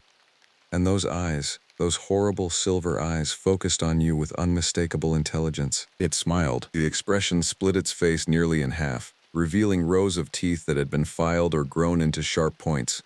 When it spoke, the voice was Fletcher's, but the words came out wrong, as if it was speaking through a mouthful of water. Ranger, it said, and the word was perfectly clear despite the impossible anatomy producing it. I've been waiting for you. You fumbled for your sidearm, a .40 caliber pistol that suddenly felt inadequate for whatever this situation had become. Stay where you are, you managed to say, though your voice came out as barely more than a whisper. Fletcher laughed, and the sound was like breaking glass mixed with rushing water. You don't understand, it said, rising from its crouch with movements that involved too many joints bending in too many directions. I'm not the one you need to be afraid of. As if in response to its words, the screaming started again, but not from Fletcher. This time it came from all around you, echoing off the trees and the rock faces of the creek bed. Multiple voices, all crying out in that same inhuman language you'd heard from the station, and they were getting closer. There are more of us now, Fletcher said conversationally, taking a step toward you. Its skin continued to slow off with each movement, revealing the dark, wet tissue beneath. The change is spreading. Soon, everyone in your pretty little forest will understand what I understand. Which is what? You asked, mainly to keep it talking while you tried to figure out your next move. The radio calls from Olympic Base had stopped, but you could hear static that might have been attempts to reach you. That this form, Fletcher gestured to its dissolving body, is just the beginning. The meat you wear, the shape you think defines you, it's all just clothing, and I've learned how to change my clothes. To demonstrate, Fletcher's face began to shift and flow like heated wax. The features you'd recognized melted away and reformed into something else entirely. The broad, weathered face of Tom Hendricks. the veteran ranger who'd trained you when you first started working in the park system. "Do you like this better?" it asked in Tom's gravelly voice. "I found his tracks yesterday. He was trying to reach your station when the storm hit. Very considerate of him to provide such detailed impressions in the snow." The implications of what Fletcher was saying hit you like a physical blow. "You're saying you can copy people?" "Copy, yes. That's a good word for it." The thing wearing Tom's face nodded approvingly. "Though improve might be more accurate. Watch." Fletcher raised one arm and you saw that the skin there was beginning to harden into overlapping plates, like natural armor. The fingers extended into those terrible claws you'd seen it use on the tree bark. Most disturbing of all, a second arm was beginning to grow from its shoulder, emerging from the dissolving tissue like a plant breaking through soil. "The original form is so limiting," Fletcher continued, flexing its new limb experimentally. "2 arms, 2 legs, 1 mouth. But why accept such constraints when the flesh is so malleable?" The screaming around you was getting louder, and you could now see movement in the trees. Shapes that might have been human if you didn't look too closely, shambling through the snow with the same too-fluid motion Fletcher displayed. You keyed your radio without taking your eyes off the creature. "Olympic Base, this is Cascade Ridge. I have an emergency situation. Multiple casualties, unknown biological agent. Request immediate evacuation and hazmat response." Only static answered you. Fletcher laughed again, and this time other voices joined in from the darkness. A chorus of things that had once been human, now celebrating some private joke at your expense. "I'm afraid your radio won't work much longer," Fletcher said, its Tom face twisting into an expression of mock sympathy. "The change affects technology too eventually. Metal corrodes, electronics fail. Even your precious station will start to adapt once we've had enough time to work on it." You backed away slowly, trying to keep Fletcher in sight while scanning for escape routes. The creek bed was a natural trap. Steep banks on both sides, nowhere to run except up or downstream, and given the sounds coming from both directions, neither option looked promising. "Why are you telling me all this?" you asked. "Because," Fletcher said, and suddenly it was using your own voice, somehow perfectly mimicking the tone and inflection. "I want you to understand what's going to happen to you. The others, the ones who came before, they fought the change, made it messy, painful, but you're different. You're alone up here by choice. You understand isolation, transformation." It took another step closer, and you could smell it now. Not the clean scent of pine and snow you associated with winter in the mountains, but something organic and wrong, like meat left too long in the sun. "I can make it easy for you," Fletcher continued in your own voice, the words sounding obscene coming from that shifting, melting face. "Quick, almost pleasant if you don't resist.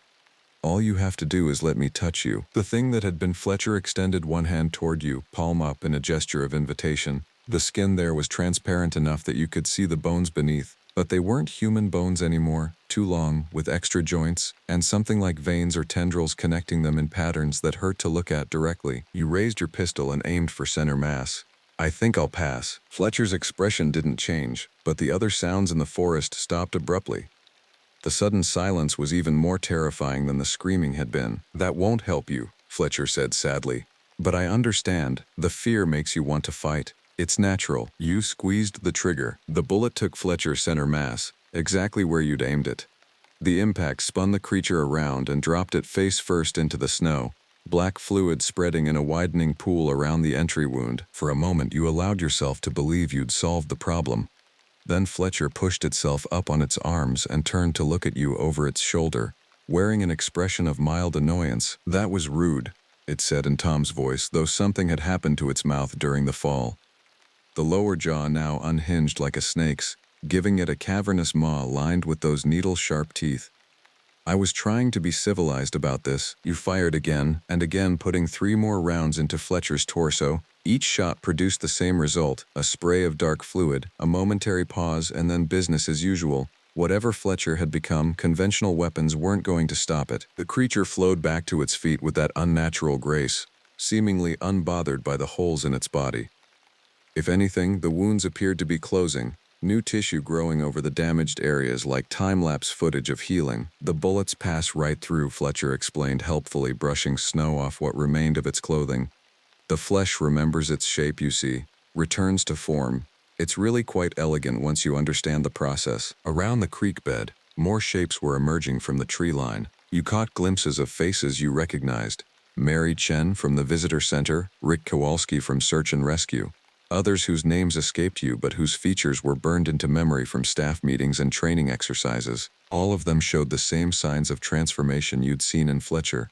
Skin sloughing off in sheets, features flowing and reforming, extra limbs beginning to bud from torsos and shoulders. But these new arrivals hung back, forming a loose circle around the clearing but coming no closer. They watched the confrontation between you and Fletcher with the patient attention of spectators at a sporting event. They're waiting, you realized aloud. Very good, Fletcher said approvingly. They want to see how this plays out. Whether you'll be reasonable or if we'll need to do this the hard way. What's the hard way? Fletcher's face, still wearing Tom's features though they were becoming increasingly distorted, split into that impossible grin. We hold you down and let the change work slowly. Takes much longer that way. Days, sometimes. And you're conscious for all of it. You ejected the spent magazine from your pistol and slammed in a fresh one, though you suspected it would be just as useless as the first. And the easy way? I touch you. The change happens all at once, over in minutes. Much more humane. The radio at your belt crackled with static, and through the interference you could just make out Sarah's voice. Cascade Ridge, anyone, Olympic Base, respond. The sound made Fletcher tilt its head to one side. Listening. She's worried about you, it observed. Your dispatcher. She's been trying to reach you for the last 20 minutes. Should I tell you what we're going to do to her when we reach the main station? White-hot rage flared in your chest, cutting through the fear that had been paralyzing you. You're not going anywhere near Olympic Base. Oh, but we are, Fletcher said with mock sadness.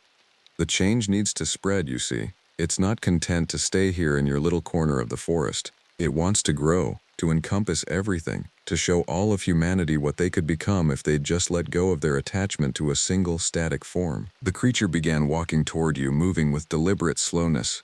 Its feet squelched in the snow, leaving those same wrong-shaped tracks you'd been following.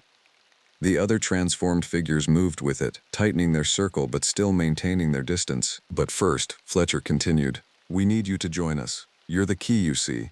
The ranger who knows all the roads, all the radio frequencies, all the emergency procedures. With your knowledge and our abilities, we can reach the populated areas before anyone knows what's happening. You backed toward the creek bank, trying to buy time to think. The water beneath the ice was moving fast. You could hear it rushing over the rocks, even through the frozen surface. If you could somehow get Fletcher out onto the ice, maybe break through. Winter runoff moves pretty fast through here, you said conversationally, edging toward the creek. Current strong enough to pull a person under the ice and carry them downstream for miles. Fletcher paused, its head tilting again in that bird-like gesture. You're thinking of trying to drown me. Interesting, but I don't breathe the way you do anymore. Haven't needed to for hours. To demonstrate, Fletcher held its breath for a full minute while staring at you with those silver eyes. When it finally exhaled, the breath came out as a cloud of something that wasn't quite steam and wasn't quite smoke, carrying a smell like rotting flowers. The change affects everything, it explained. Cellular structure, metabolic processes, even basic chemistry. I could survive underwater indefinitely now. The cold doesn't bother me, neither does hunger, though I do enjoy eating. The bark from these trees, for instance, has a lovely flavor, like cinnamon mixed with copper. Your retreat had brought you to the very edge of the creek bank. Below you could see the dark water moving under a thin skin of ice. It would be numbingly cold, probably fatal within minutes even with your cold weather gear. But at this point, freezing to death was starting to look like a best-case scenario. Fletcher seemed to read your thoughts. Please don't do anything hasty, it said, extending one of its grotesquely modified hands toward you. I promise the transformation doesn't hurt much. That's when you noticed something that Fletcher apparently hadn't. The other creatures in the circle weren't just watching anymore. They were whispering to each other in that liquid language you'd heard earlier, their voices taking on an agitated quality, and they were all looking past you, toward something on the opposite side of the creek. You risked a glance over your shoulder and saw a figure standing among the trees on the far bank. At first you thought it was just another transformed victim, but as your eyes adjusted to the darkness you realized this one was different. This one was human. The newcomer was tall and lean, dressed in military surplus gear that had seen better days. A rifle was slung across his shoulder, and even from a distance you could see the confident way he held himself, someone accustomed to dangerous situations, but most importantly, he wasn't melting. Fletcher had noticed the new arrival too, and for the first time since the confrontation began, the creature looked genuinely concerned. That's unfortunate, it muttered, its voice taking on a quality like grinding stone. I was hoping we'd have more time before they found us. They? You asked. The ones who've been hunting us, Fletcher said, its attention now divided between you and the figure across the creek. The ones who think they understand what we've become. The newcomer cupped his hands around his mouth and called out across the water. Ranger, can you hear me? I can hear you, you shouted back. When I give the signal, jump in the water and swim downstream. Don't look back. Fletcher laughed, the sound echoing off the canyon walls. He thinks the water will protect you. How quaint. But the other creatures were backing away now, retreating into the tree line with obvious reluctance. Whatever they feared about the newcomer, it was enough to override their interest in watching your transformation. The man across the creek raised his rifle and sighted down the barrel. Now, you didn't hesitate. You jumped. The water hit you like liquid lightning, driving every molecule of air from your lungs and sending shockwaves of cold through your body that made your bones ache. The current grabbed you immediately, spinning you around and slamming you into submerged rocks before you could even attempt to swim. Above the surface, you could hear gunfire, not the sharp crack of your service pistol, but the deeper boom of a high-powered rifle. Someone was screaming, though whether it was Fletcher or one of the other creatures was impossible to tell through the rushing water and your own gasping attempts to breathe. The creek carried you downstream faster than you would have thought possible, tumbling you over boulders and through narrow channels between ice formations. Your heavy winter gear, which had been essential for survival in the storm, now threatened to drag you under. You managed to kick off your snowshoes and shed your outer parka before hypothermia could shut down your motor functions entirely. After what felt like hours but was probably only minutes, you managed to grab hold of a fallen log that extended into the water from the bank. Your hands were already numb, making it difficult to maintain your grip, but you hauled yourself out of the current and collapsed onto the snow-covered shore. You lay there for several minutes, shivering violently and trying to assess your condition. Hypothermia was setting in fast. You could feel the telltale confusion beginning to cloud your thoughts. You needed shelter and warmth immediately, or the creatures wouldn't have to worry about transforming you. The cold would finish you off first. That's when you heard footsteps crunching through the snow. You rolled over and fumbled for your pistol, though your hands were shaking too badly to aim with any accuracy. The figure approaching through the trees was the same person you'd seen across the creek, and he had his rifle trained on you with professional competence. Easy, he said, his voice calm and authoritative. I'm not going to hurt you, but I need to make sure you're still you before we go any further. What do you mean? You managed to say through chattering teeth. The things you just encountered, they can mimic human appearance for short periods after initial contact. I need to verify that you haven't been compromised. He kept the rifle pointed at you while pulling a small device from his coat pocket. It looked like a modified thermometer, with a digital display and several blinking lights. Skin temperature, he explained, pointing the device at you. The transformed run about 15 degrees cooler than normal humans. Side effect of their altered metabolism. The device beeped, and the man's posture relaxed slightly. 98.4, you're clean. He slung the rifle over his shoulder and extended a hand to help you up. Marcus Webb, CDC Special Investigations Unit. And you're hypothermic as hell. You accepted his help getting to your feet, though your legs felt like rubber. CDC, this is a medical situation? Among other things, Webb said grimly. Right now, though, we need to get you warmed up and somewhere safe. How far to your station? You tried to orient yourself, but the combination of the dark, the storm, and your worsening hypothermia made it difficult to recognize landmarks. Maybe 2 miles upstream? But those things are between us and— No, they're not, Webb interrupted.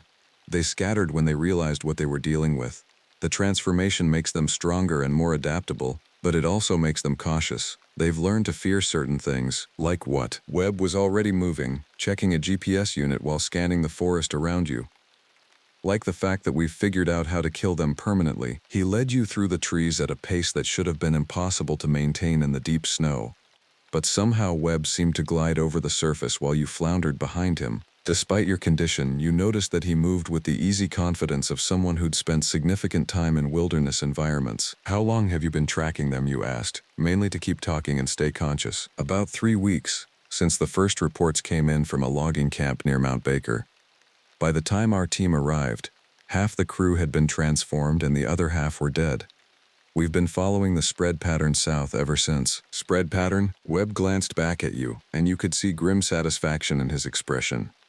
It's not random. They're following predetermined routes, logging roads, hiking trails, anything that connects remote areas to populated centers.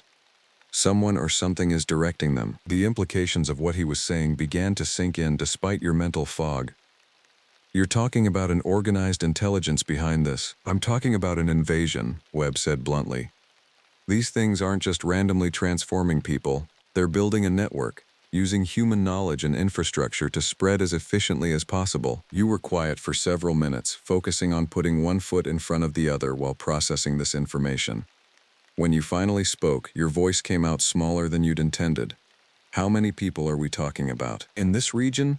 Maybe 50 confirmed transformations, twice that many missing and presumed dead. But if they reach the Seattle metro area... Webb didn't finish the thought, but he didn't have to. Through the trees ahead, you could see the lights of Cascade Ridge Station, though they seemed dimmer than they should have been. As you got closer, you realized why. Several of the windows were dark, and the main radio antenna was bent at an odd angle. They've been here, Webb said, unsling his rifle again. The station's front door was standing open, banging against the frame in the wind. Snow had blown into the main room, covering your desk and equipment in a thin layer of white. But it was the smell that told you the real story. That same organic, wrong scent you'd detected from Fletcher, now concentrated and overwhelming in the confined space. Webb pulled out a flashlight and began a systematic search of the building while you stood shivering in the doorway, trying to process what you were seeing. Your carefully organized station had been transformed into something that looked almost organic. The walls were covered with a thin film that glistened wetly in the flashlight beam. And what had been your radio equipment now looked partially dissolved. Metal components fused together in impossible configurations. They were here for at least several hours, Webb said, emerging from the back room. Long enough to begin the conversion process on your equipment. Good thing you weren't here when they arrived. Conversion process? They don't just transform living tissue. Give them enough time, and they can alter the molecular structure of almost anything. Metals become more malleable, electronics develop organic characteristics. Eventually, the distinction between technology and biology starts to break down entirely. Webb moved to what had been your heating system and began examining the pipes and vents. This is actually good news, he said. They haven't finished the job, which means they left in a hurry. Probably when they realized I was in the area. How would they know that? Because I've killed a lot of them over the past few weeks. Word gets around even among transformed individuals. They retain human intelligence, human memory. They learn to avoid threats. Webb's matter-of-fact tone was almost as disturbing as the situation itself. You were dealing with someone who'd made hunting these creatures his profession, and he was good at it. There should be emergency supplies in the basement, you said, though you weren't sure how much of the building's infrastructure was still functional. Cold weather gear, medical kit, emergency radio, lead the way. The basement had been spared the worst of the organic transformation, though the walls showed early signs of the same glossy coating you'd seen upstairs. Webb found a space heater that still worked and got it running while you changed into dry clothes and wrapped yourself in thermal blankets. As feeling returned to your extremities, you were finally able to think clearly enough to ask the questions that had been building up. What exactly are these things? Where did they come from? Webb was assembling what looked like specialized ammunition for his rifle, rounds that glowed with a faint blue light. Best guess? Some kind of parasitic organism, possibly extraterrestrial in origin. It doesn't just infect human hosts, it completely rewrites their cellular structure, turns them into something new. And you can kill them? With the right tools, yes. Turns out they're vulnerable to certain frequencies of electromagnetic radiation. These rounds contain a compound that produces the right wavelength on impact. He held up one of the glowing bullets. One shot to center mass, and the transformation process reverses itself. Very messily. How did you figure that out? Webb's expression darkened. Trial and error. Lost a lot of good people in the process. The emergency radio crackled to life in the corner, Sarah's voice cutting through heavy static. Any station. This is Olympic Base calling emergency. We have reports of disturbances at multiple locations. Any rangers in the field, please respond immediately. You looked at Webb, who shrugged. Your call. But if you answer that, you'll have to tell them what's really happening out here. Are you ready for that conversation? You considered the question. A few hours ago, your biggest concern had been getting through another lonely winter at an isolated duty station. Now you were part of something that sounded like the opening chapter of humanity's last war. But Sarah was out there, along with dozens of other Park Service employees and thousands of civilians who had no idea what was coming for them. Whatever these things were, whatever they wanted, they had to be stopped. You picked up the radio. Olympic Base, this is Cascade Ridge. I'm alive, and I have information about the disturbances. But you're not going to like what I have to tell you. Sarah's voice came through the radio with barely controlled panic. Thank God. We've been trying to reach you for hours. What's your status? You looked at Webb, who was checking his equipment with the methodical precision of someone preparing for battle. I'm uninjured, but my station has been compromised. I'm with a federal agent who has specialized knowledge of the situation. How many people do you have at Olympic Base? 12 staff members, plus we've got about 30 civilians who came in seeking shelter from the storm. Why? 30 innocent people, plus Sarah and the rest of the Park Service crew. You tried to keep the despair out of your voice as you continued. Sarah, I need you to listen very carefully. The disturbances you've been getting reports about, they're not normal. You're dealing with some kind of biological contamination that affects human beings. The infected individuals are extremely dangerous and may not appear obviously altered at first contact. Static filled the channel for several seconds before Sarah responded. Are you talking about some kind of disease outbreak? Should we be implementing medical isolation procedures? Webb shook his head grimly and gestured for you to hand him the microphone. Olympic Base, this is Agent Webb with the Centers for Disease Control. The contamination is not transmitted through normal vectors. Infected individuals must make direct physical contact with uninfected subjects to spread the condition. Your current shelter protocols should be adequate if you can verify that everyone currently in your facility was clean when they arrived. Agent Webb, this is Park Superintendent Morrison. What's the source of this contamination? You blinked in surprise. Morrison rarely left his office in Seattle, let alone made trips to remote duty stations during winter storms. His presence at Olympic Base suggested that the situation was even worse than you'd realized. Sir, the source is still under investigation, Webb replied smoothly.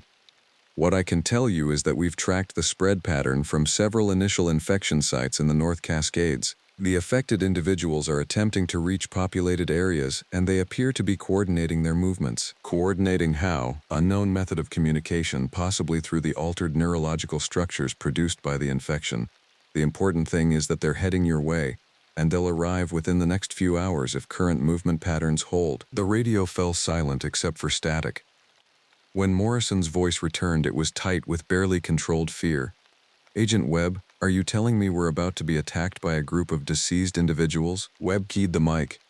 Sir, I'm telling you that you have approximately 42 people in a facility that was never designed to withstand a siege, and you're about to be visited by an unknown number of hostiles with enhanced physical capabilities and detailed knowledge of Park Service operations. Enhanced physical capabilities, increased strength, improved sensory acuity, apparent immunity to conventional weapons fire, and the ability to survive in extreme environmental conditions. They also retain human intelligence and memory, which means they know your facility layout, your staffing levels, and your standard operating procedures. You could hear urgent conversations in the background at Olympic Base, voices raised in argument and panic.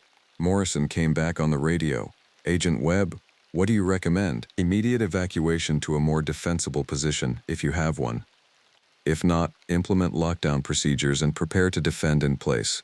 Do not under any circumstances allow any additional personnel into your facility without verification that they haven't been compromised. How do we verify that? Webb pulled out his modified thermometer. Skin temperature below 95 degrees Fahrenheit indicates infection. But the test only works if the transformation is complete. Early-stage infected individuals may appear normal until they choose to reveal themselves. Sarah's voice cut back into the conversation. Webb, what about evacuation by helicopter? We've got a landing pad and— Negative, Webb interrupted.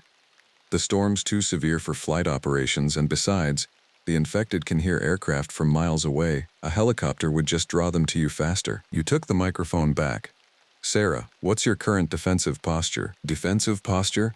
This is a park headquarters, not a military base.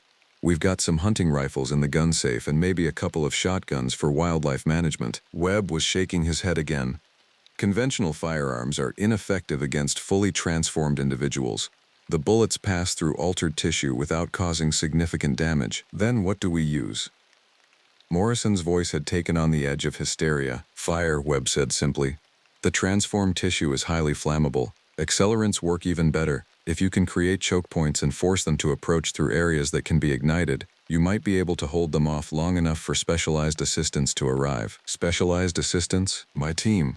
They're en route, but they won't reach your position for at least 6 hours. The implications were clear. Olympic Base would have to survive on its own until dawn, possibly longer.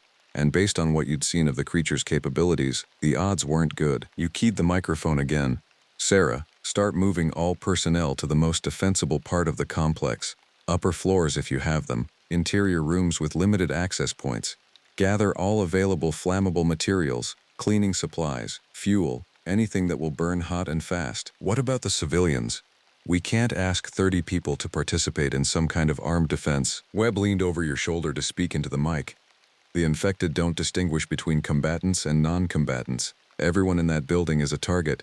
Your best hope is to make it too costly for them to continue the assault. As if summoned by his words, the lights in your basement began to flicker. The space heater's steady hum developed an irregular quality, and the temperature in the room started to drop despite the machine running at full capacity. Webb noticed immediately. "They're back," he said, shouldering his rifle. "The conversion process on your station, they're completing it remotely somehow." The radio crackled with static that resolved into Sarah's voice. "Cascade Ridge, we're showing multiple contacts approaching our perimeter. They're not walking normally." You grabbed your gear and followed Webb toward the basement stairs. "Olympic Base, get everyone inside and lock down immediately. Do not attempt visual contact with approaching individuals." "Too late." Sarah's voice was tight with fear. "I can see them through the windows. There are at least a dozen, and they're... Jesus Christ, what happened to their faces?" Webb paused at the top of the stairs and turned back to you. "This is where we part ways," he said. "I'm going to try to draw them away from the base, give your people more time to prepare. You need to get there and help coordinate the defense. I'm not leaving you to face those things alone. You don't have a choice. I've got specialized equipment and training. You've got knowledge of the area and the people we're trying to save. We can do more good separately than together." The building's electrical system gave a final shudder and died completely, plunging you into darkness broken only by the pale glow of Webb's equipment and the emergency lighting in the basement. "How do I contact you?" you asked. Webb handed you a small radio. "Channel 7. But if things go bad, don't wait for me. Get those people out of there by whatever means necessary." He was already moving toward the station's rear exit when the screaming started again. Not the same inhuman wailing you'd heard earlier, but something worse. Human voices raised in terror and agony, coming from the direction of Olympic Base. "Go," Webb said, and disappeared into the storm. You grabbed a snowmobile from the station's equipment shed and fired it up, the engine's roar sounding impossibly loud in the silence of the winter night. As you raced through the forest toward Olympic Base, following trails you could navigate in your sleep, you could hear the sounds of battle growing louder ahead of you. Gunfire, mostly the sharp crack of rifles and the deeper boom of shotguns. But also breaking glass, splintering wood, and underneath it all that liquid language of the transformed, now raised in something that sounded horribly like celebration. When you crested the final ridge and Olympic Base came into view, you could see that the first floor windows were all broken. Flickering orange light suggested fires had been started inside the building, whether by accident or design. Dark shapes moved around the structure's perimeter, some walking upright and others using a four-limbed gait that covered ground with frightening speed. Your radio crackled. Any station, this is Olympic Base. We are under attack and requesting immediate assistance. Multiple casualties, structure partially compromised. If anyone can hear this." The transmission cut off abruptly. You gunned the snowmobile's engine and raced toward the compound, toward whatever remained of the 42 people who were depending on you to somehow find a way to save them from an enemy that couldn't be killed, couldn't be reasoned with, and was already inside their defenses. Behind you, explosions lit up the night sky as Webb began his own private war against the creatures. But ahead lay Olympic Base, and whatever final stand would determine whether humanity's first contact with the transformed would also be its last. The screaming had stopped. That was the most terrifying thing of all.